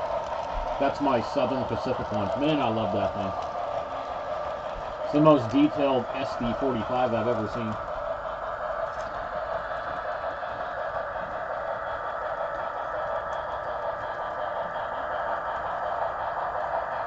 Oh, sweet. I love the smoke juice. Man, that stuff's gonna be fun. Can you imagine how cool that smoke juice will be in like in the Red and Lines Heritage unit? It's gonna look like it like super blew a turbo.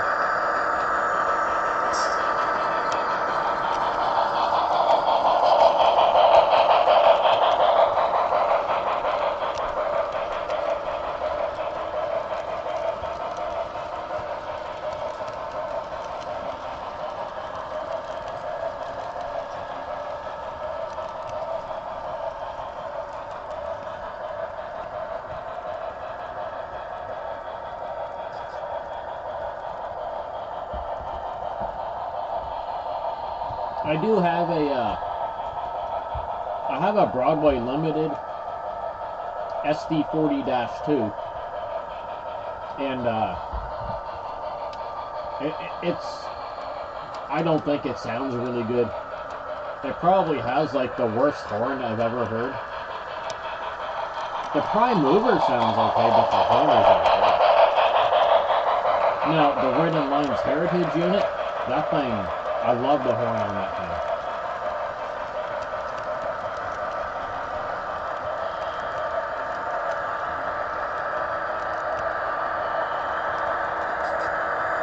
Oh yeah, man, the goose will love that.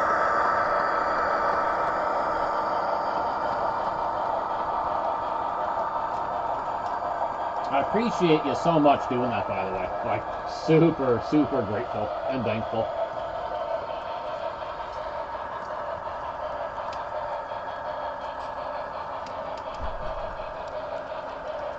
And it's gonna be hella fun when it gets here.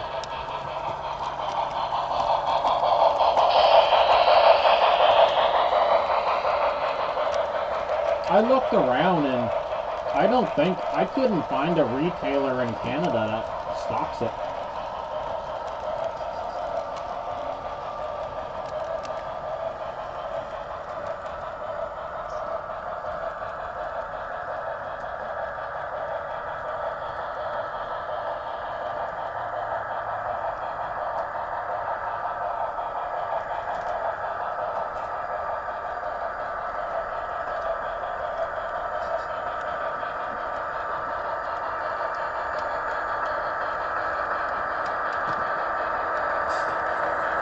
So the only scale trains I got here at the trailer is my BC rail. The other two are at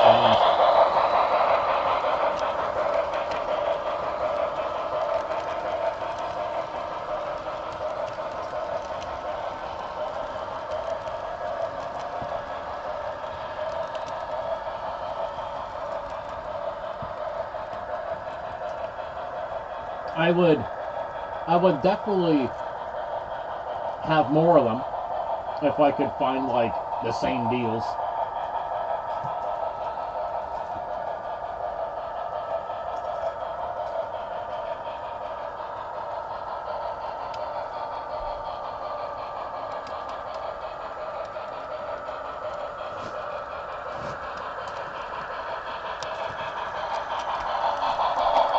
It's very difficult to find to get a fully loaded scale trains locomotive rivet counter, DCC and sound for 300 Canadian and under. I mean, if you do, it's definitely used.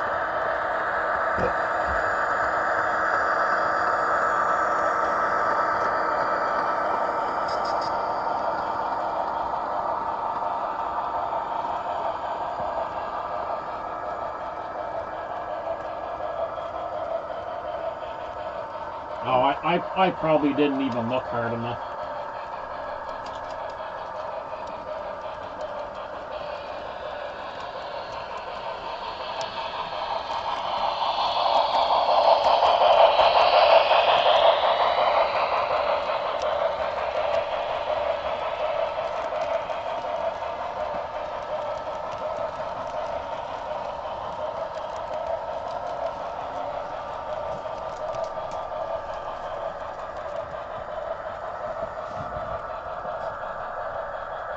Oh, really? Crap. I tried to look for it on Otter Valley's website, but their website's very wonky. It's not surprising that I couldn't find it.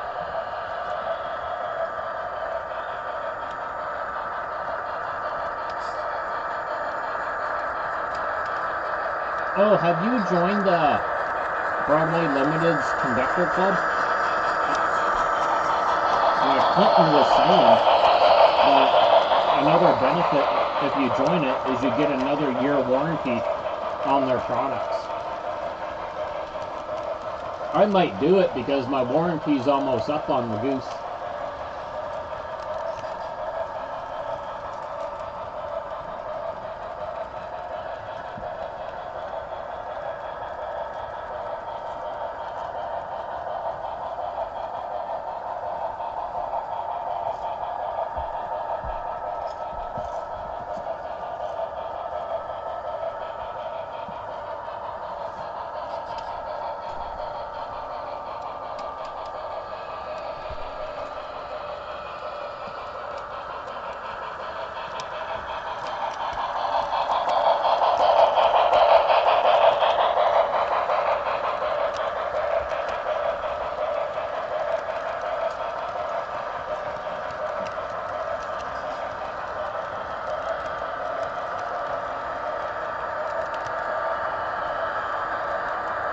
Yeah, I'll most likely join it end of the month there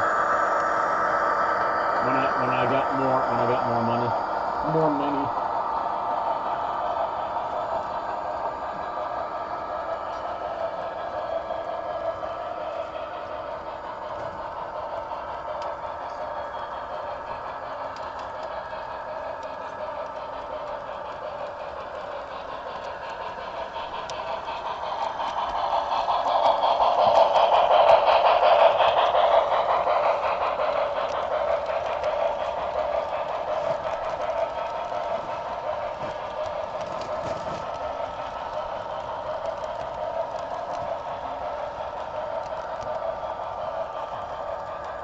I'm kind of curious on how BLI started. I didn't look into their history yet. I read a little bit about scale trains. Scale trains, they've only been around for like 10 or 11 years, I think. Well, since they, I think, brought out their first locomotives or something, like they're relatively new.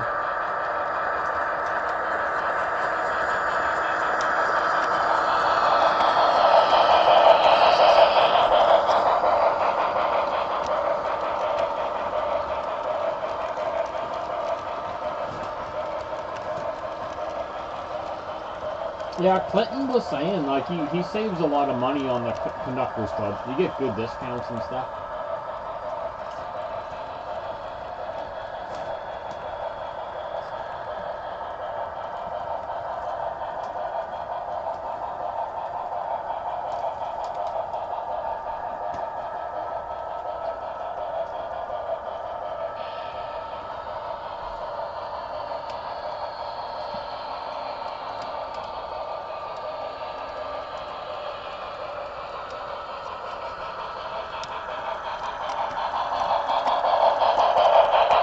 That would be really cool if there was a way that the decoder could tell you how many hours you have on a locomotive. Because I would really love to know how many hours I have on that goose. I just know it's a lot.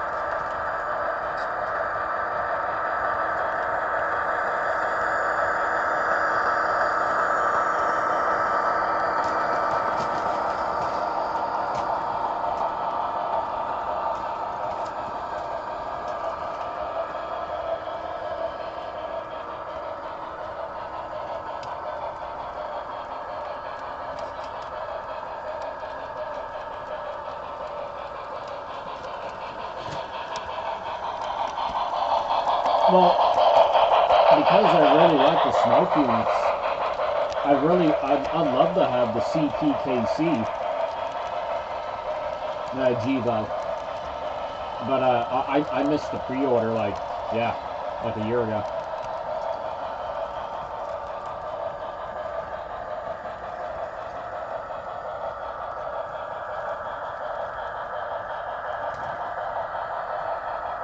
I had a couple opportunities to get one scale trains, and I kind of regretted not doing it.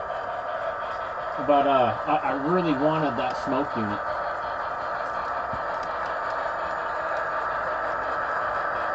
Like, I know the details are so much better on the scale train Evos, but I just want the bloody smoke unit.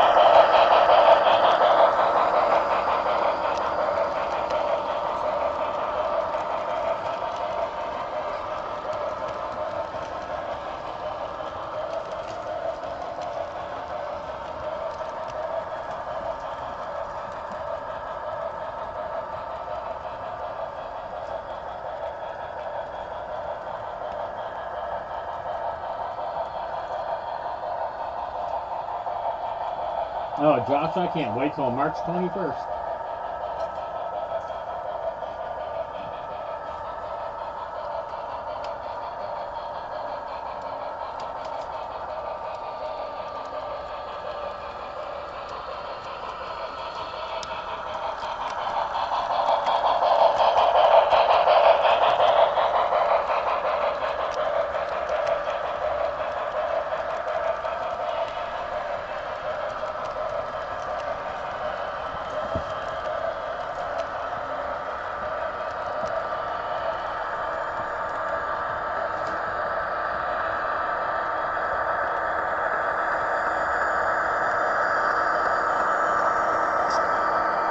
Well, Josh has a train show on the 15th, and the one here in Nova Scotia is on the 21st.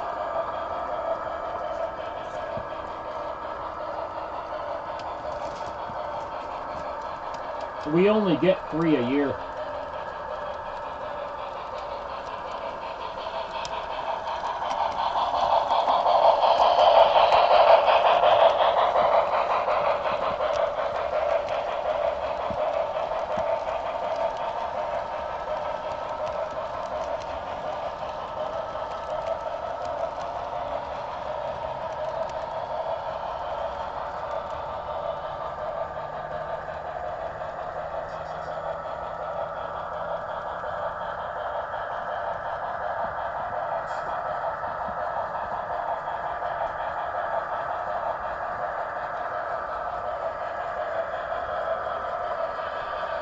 Springfield, Illinois. The Simpsons. Oh, excuse me.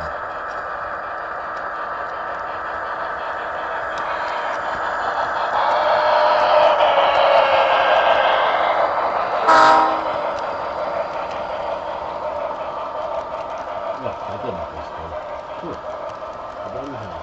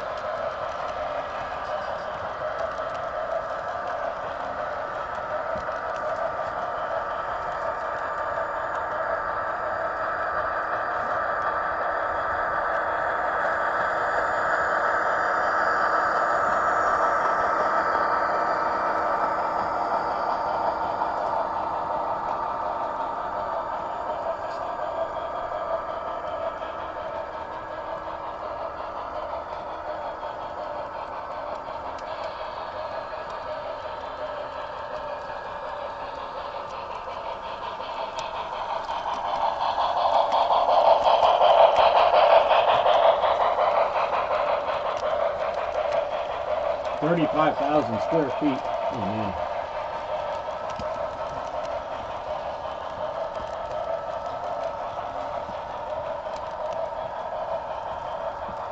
Yeah, I think there are a few of us here with an addiction to 12.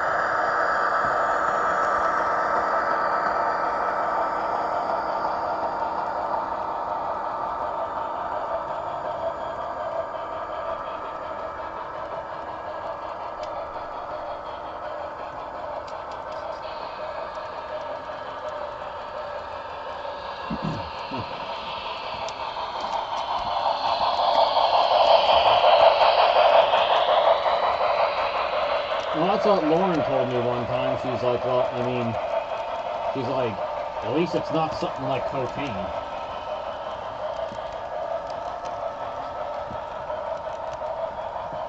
But I had to seriously dial back the spending.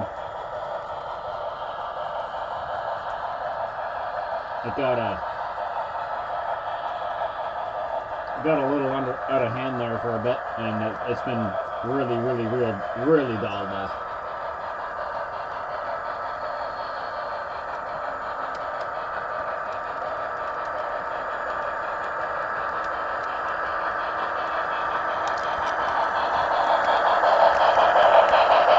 But with everything said and done, I'm more than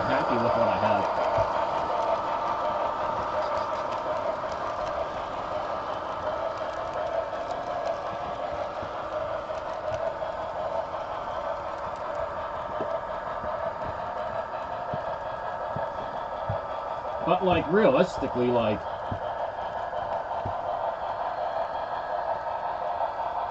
at the point I'm at in my life right now, I can't realistically afford, you know, a hobby grade locomotive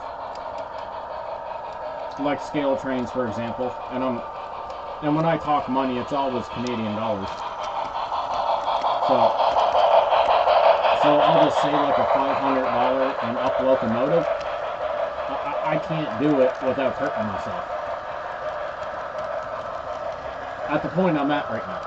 Things will get better, but can't do it.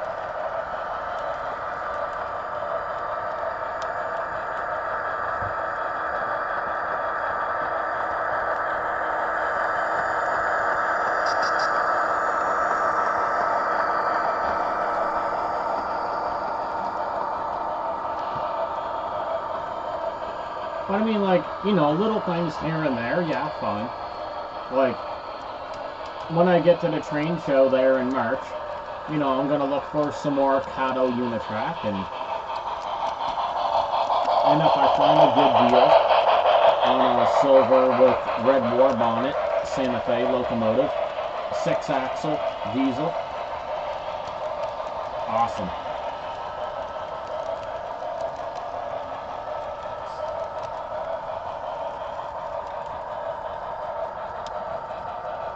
I gotta give Lily back her checks. Alright, I just gotta run to the washroom too.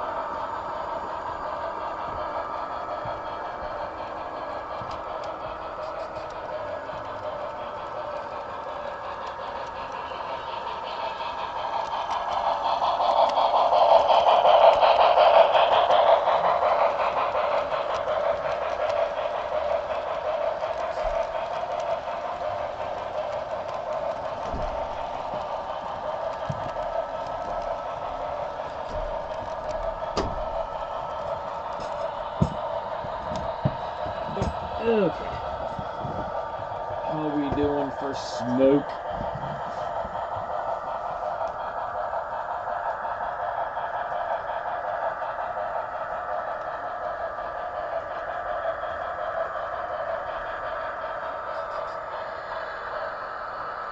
Oh, I'm glad it worked out for you, 212.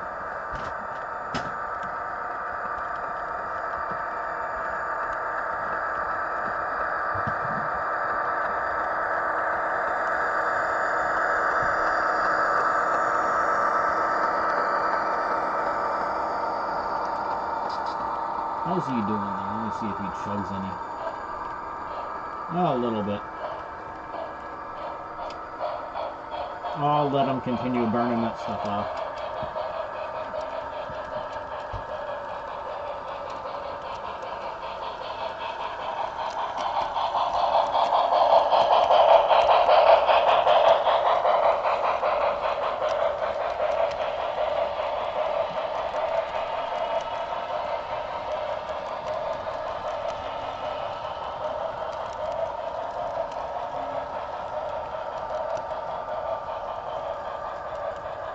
So, our two cats up at Lawrence, Alex and Boomer, they don't show any interest in the trains. And then, our cat here, Kovu, I can't really let him in here. Don't get me wrong, he's a super affectionate, lovable cat. He's awesome, amazing. Same with Alex and Boomer. But Kovu's the kind of cat, he loves to go up on tables and he has to rub on everything. He'll upset everything on the table. And it's just like, it's annoying because then I gotta go and, you know, put all the rolling stock back on the track and you know, pick up all my power poles, all my dinosaurs be knocked over, and like everything be derailed because he has to rub on every individual thing there is. I mean, he's never broken anything. He's just how he is. He's funny.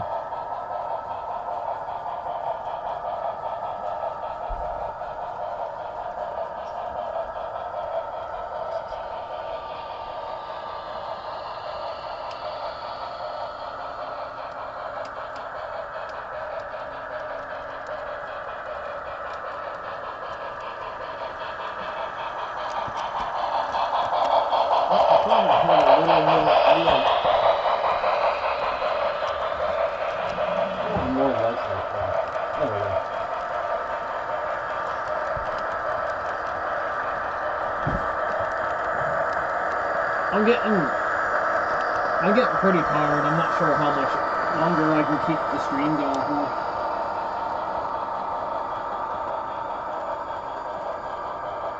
I wanna lay down and finish that documentary I was watching.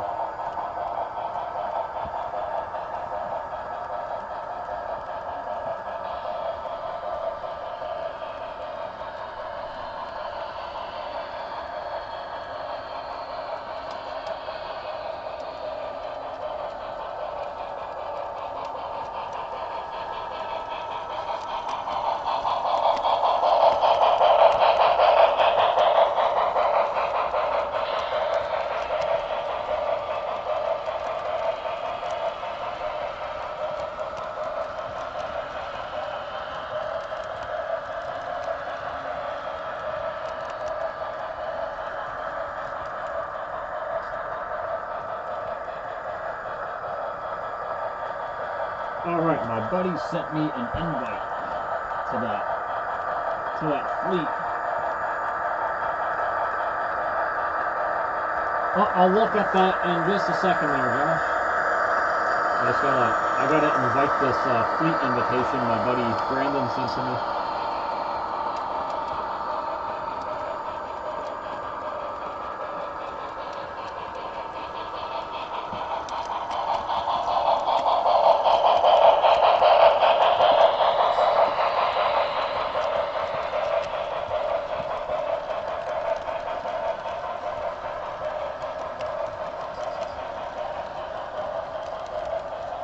Where would that have come in?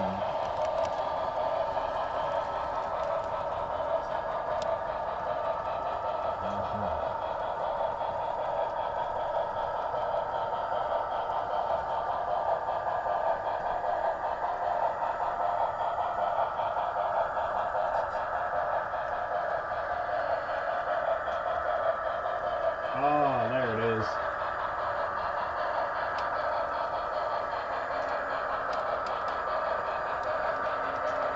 There, I'm in it. I'm in the fleet.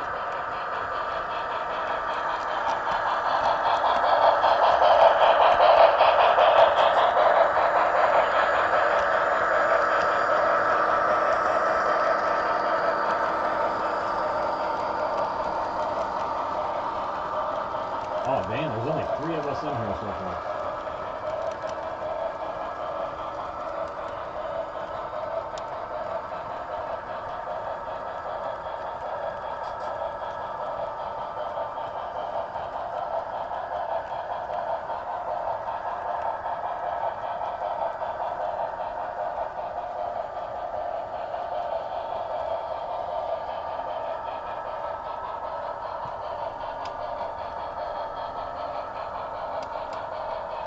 There I go.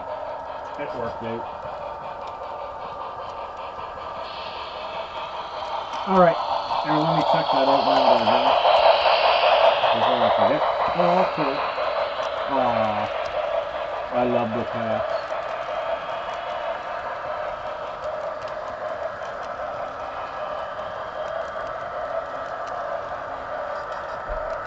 And cute kitty.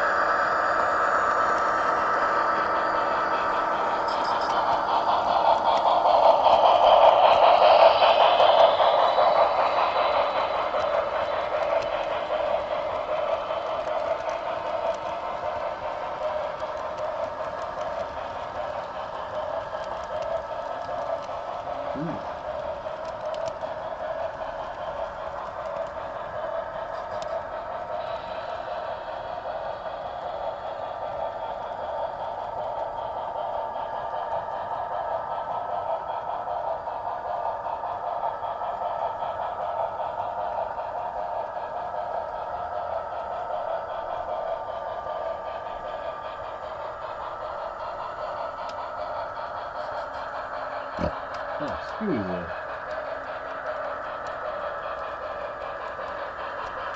Oh, no,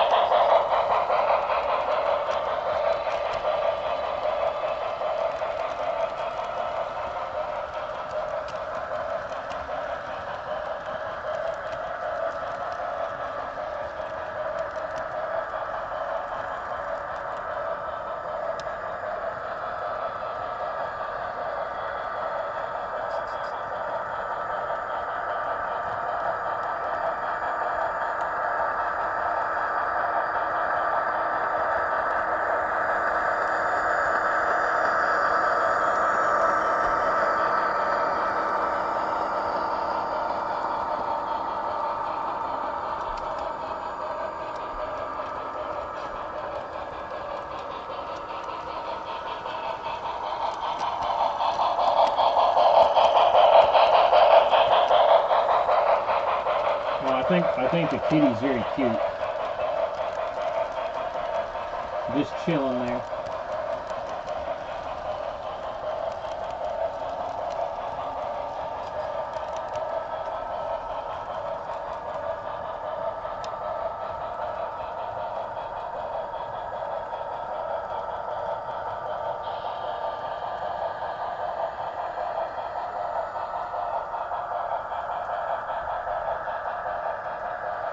Oh, damn.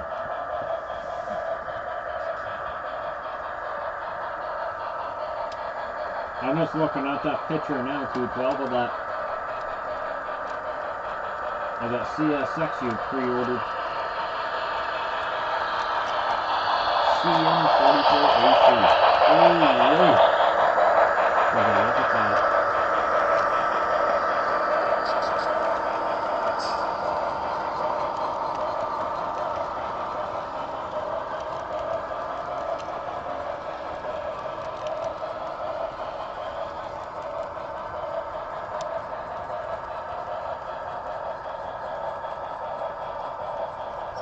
Yep, that's going to be nice.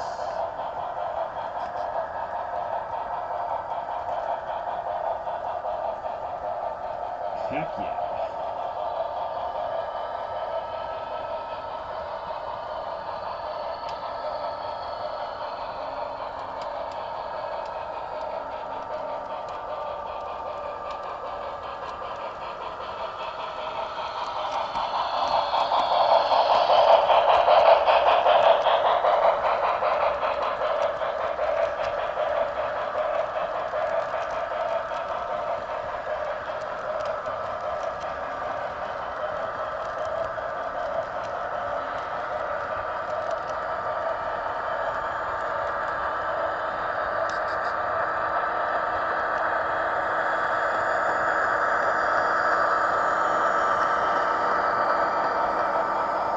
Oh, you're welcome, my friend.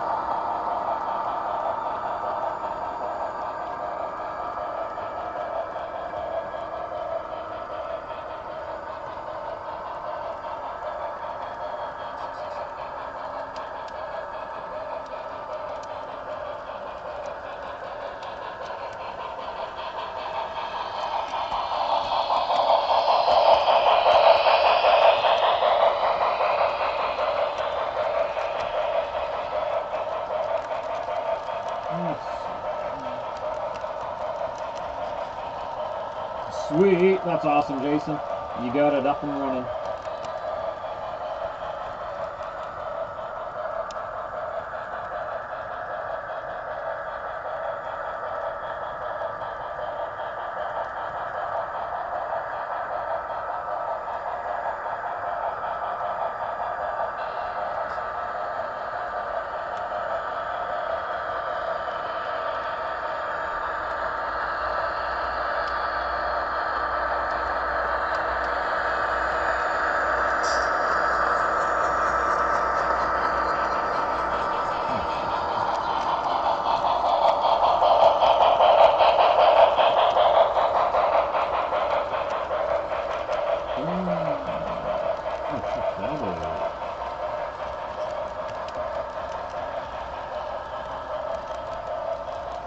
Actually, let me jump on the Broadway Limited's webpage right quick.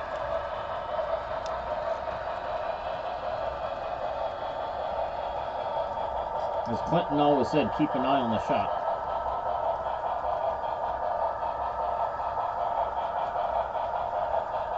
Oh, Brigman, I imagine you learned all kinds of things.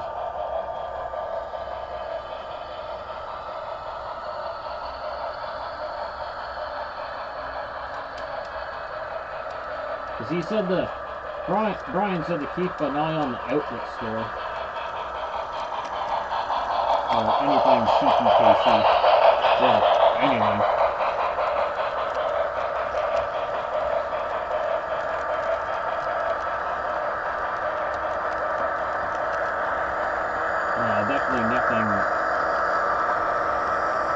Definitely nothing CPKC in here.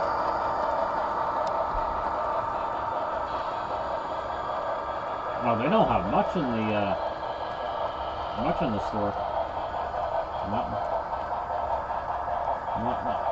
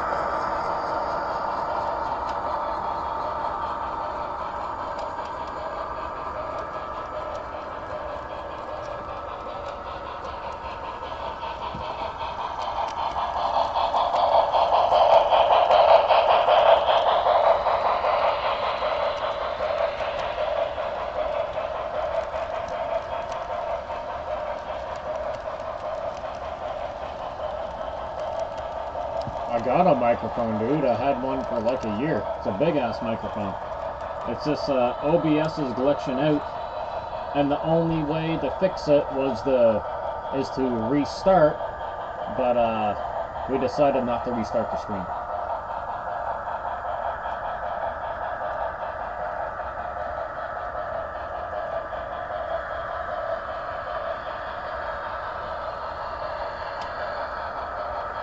So every setting I make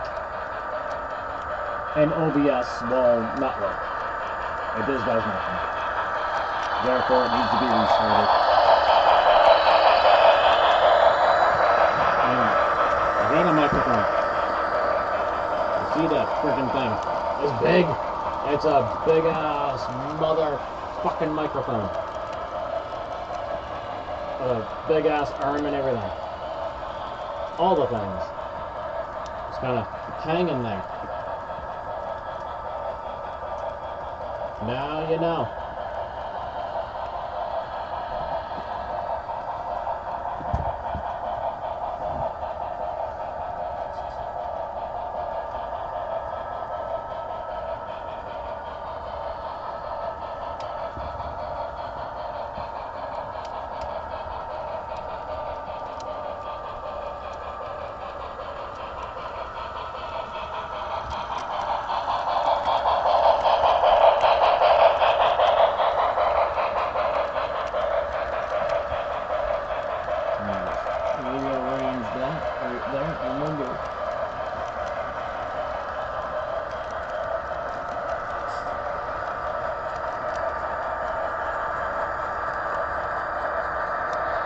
There, got that all back in order.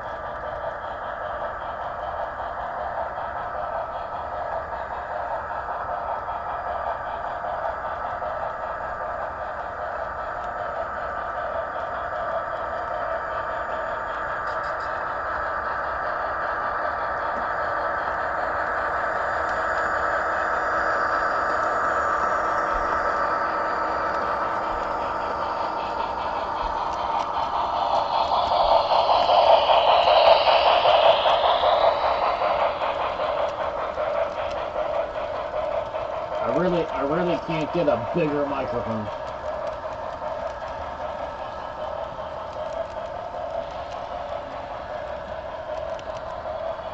But at least the stream's not failing and being all jerky and stuff.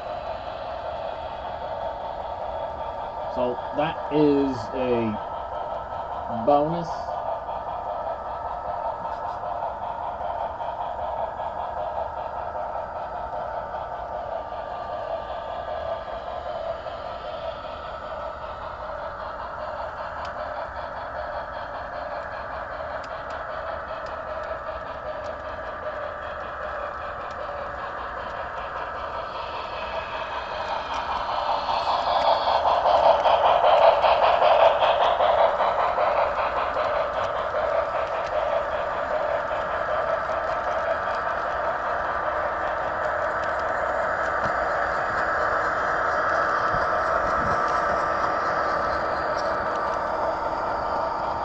But when I jumped on my phone, just to hear what the sound was like, sounded great on my end.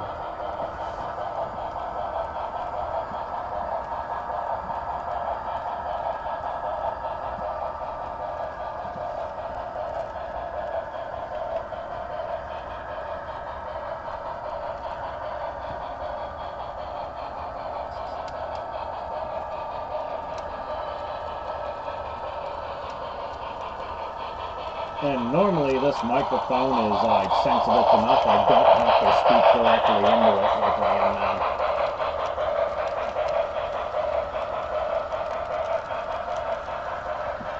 Should never have to. Ever. Ever.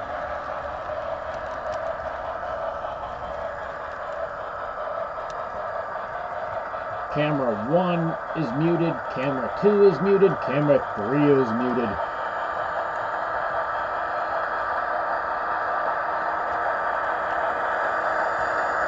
But OBS is not listening.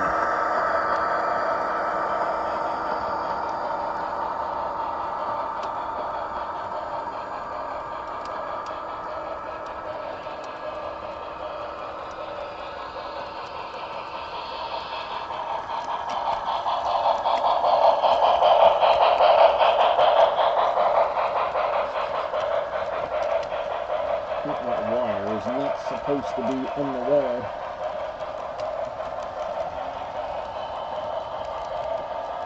At all. There, that needs to get out of the way. Oh, that wasn't supposed to move.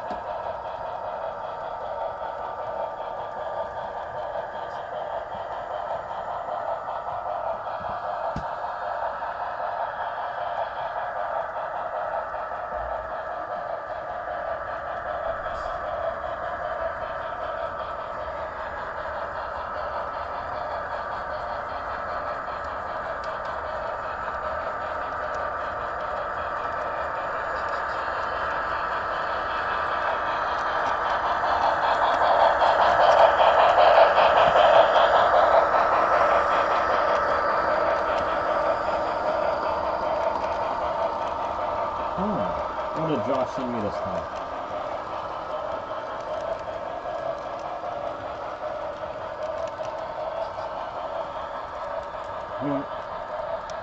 The cat's so cute, Josh.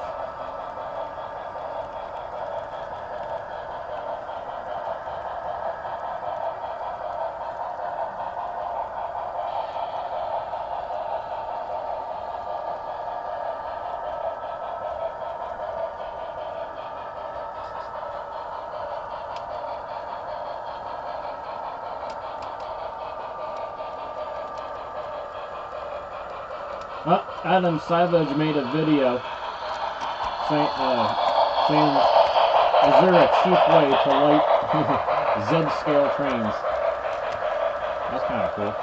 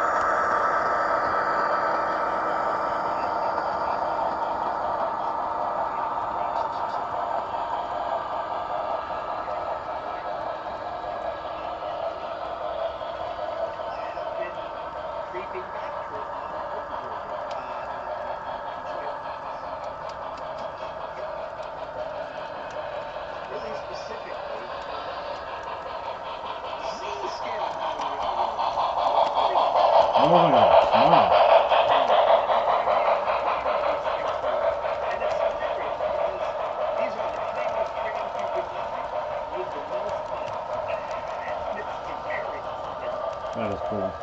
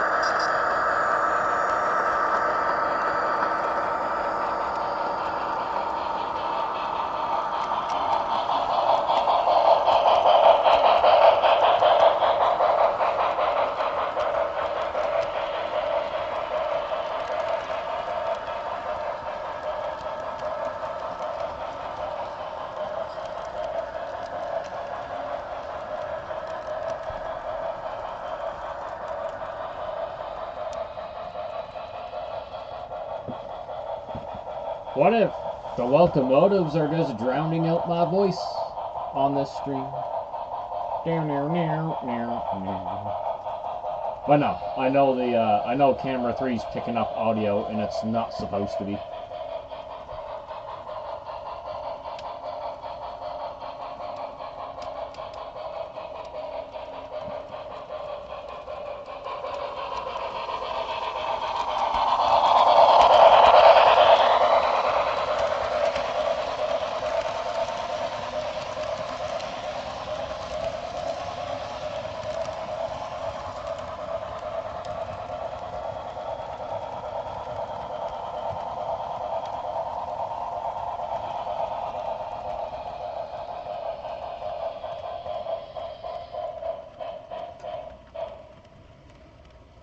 We're out of smoke. There, give them enough smoke to go another 10 minutes. Then I gotta call it a night. So tired.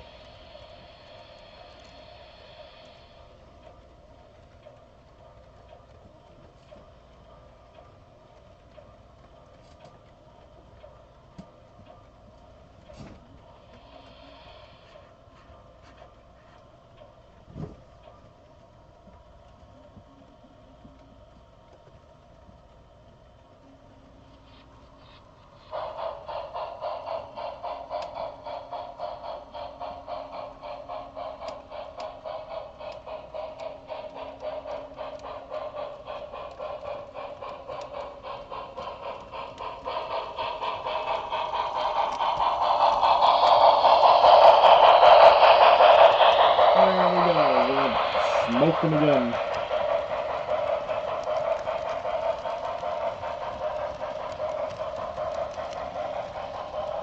Yeah, they'll have you all fixed up.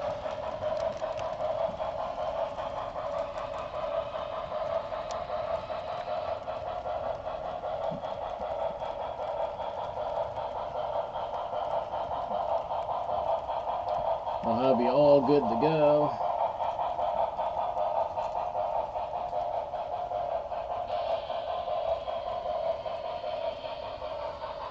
Oh, the ace is up.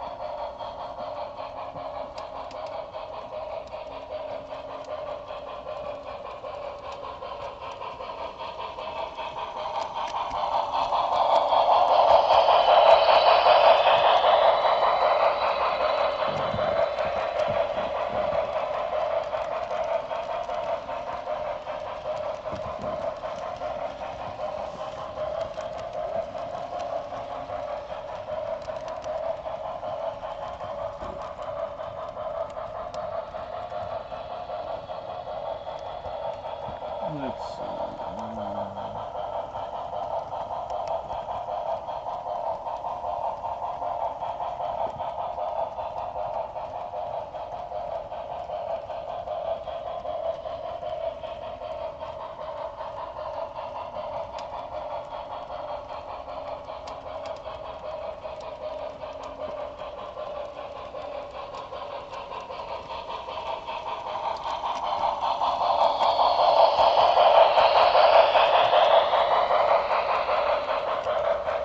I heard a lot of good things about Fox Valley models. I never had the opportunity to own one yet, though.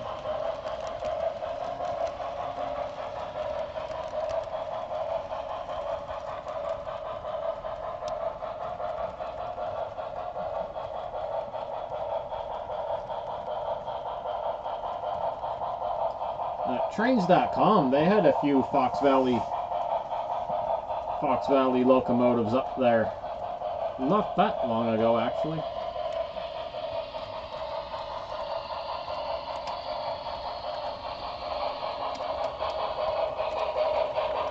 Let me turn him down.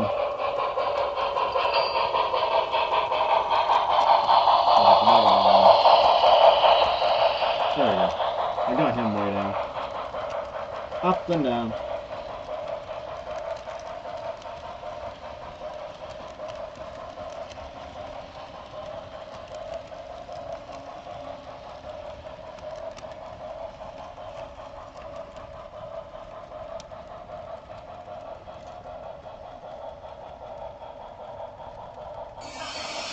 Oh, that's loud.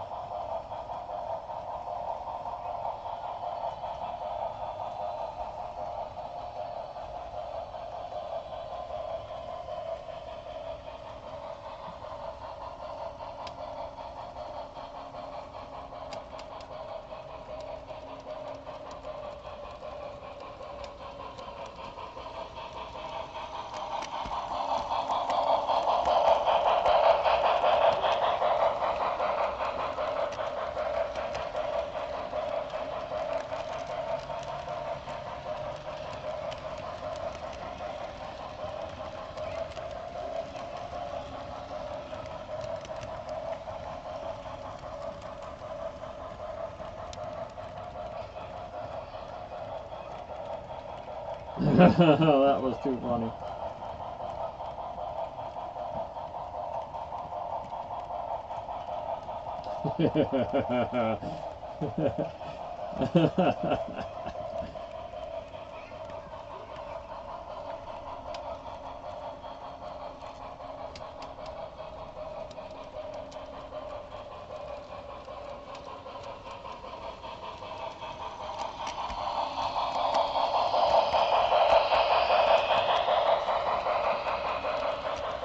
That was great.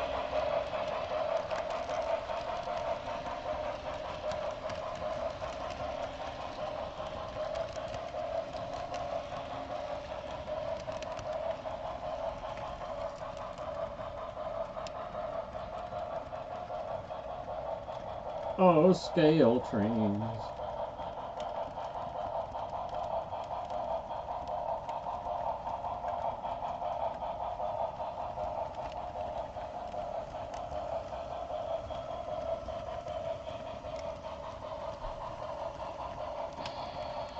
What the fuck do they got for scale? I said scale trains, not Atlas.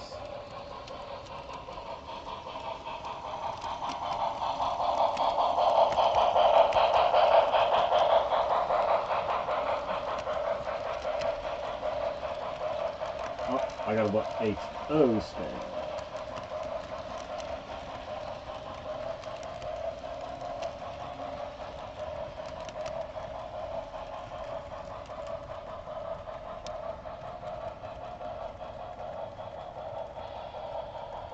That's funny.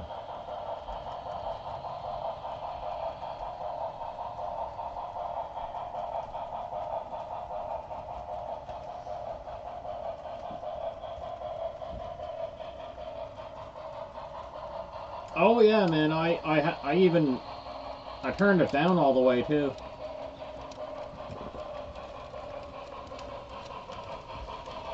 Yeah, I'm gonna be shutting it down in a couple minutes too. There, 212.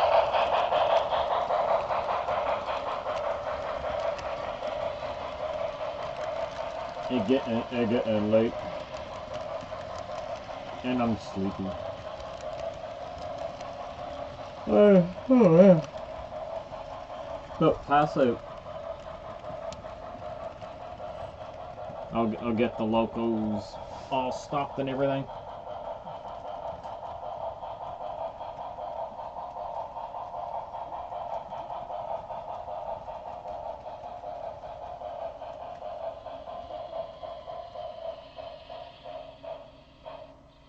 There we go. Alright.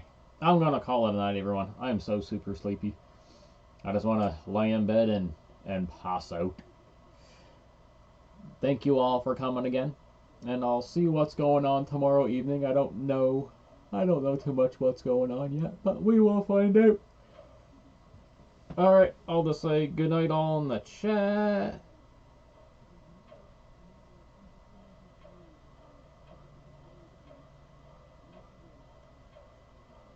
Oh, there we go. And hopefully tomorrow I'll have the sound all fixed up. Like I say, I just think it needs a restart and it should be fine. Alright, have a good night everyone. Take care.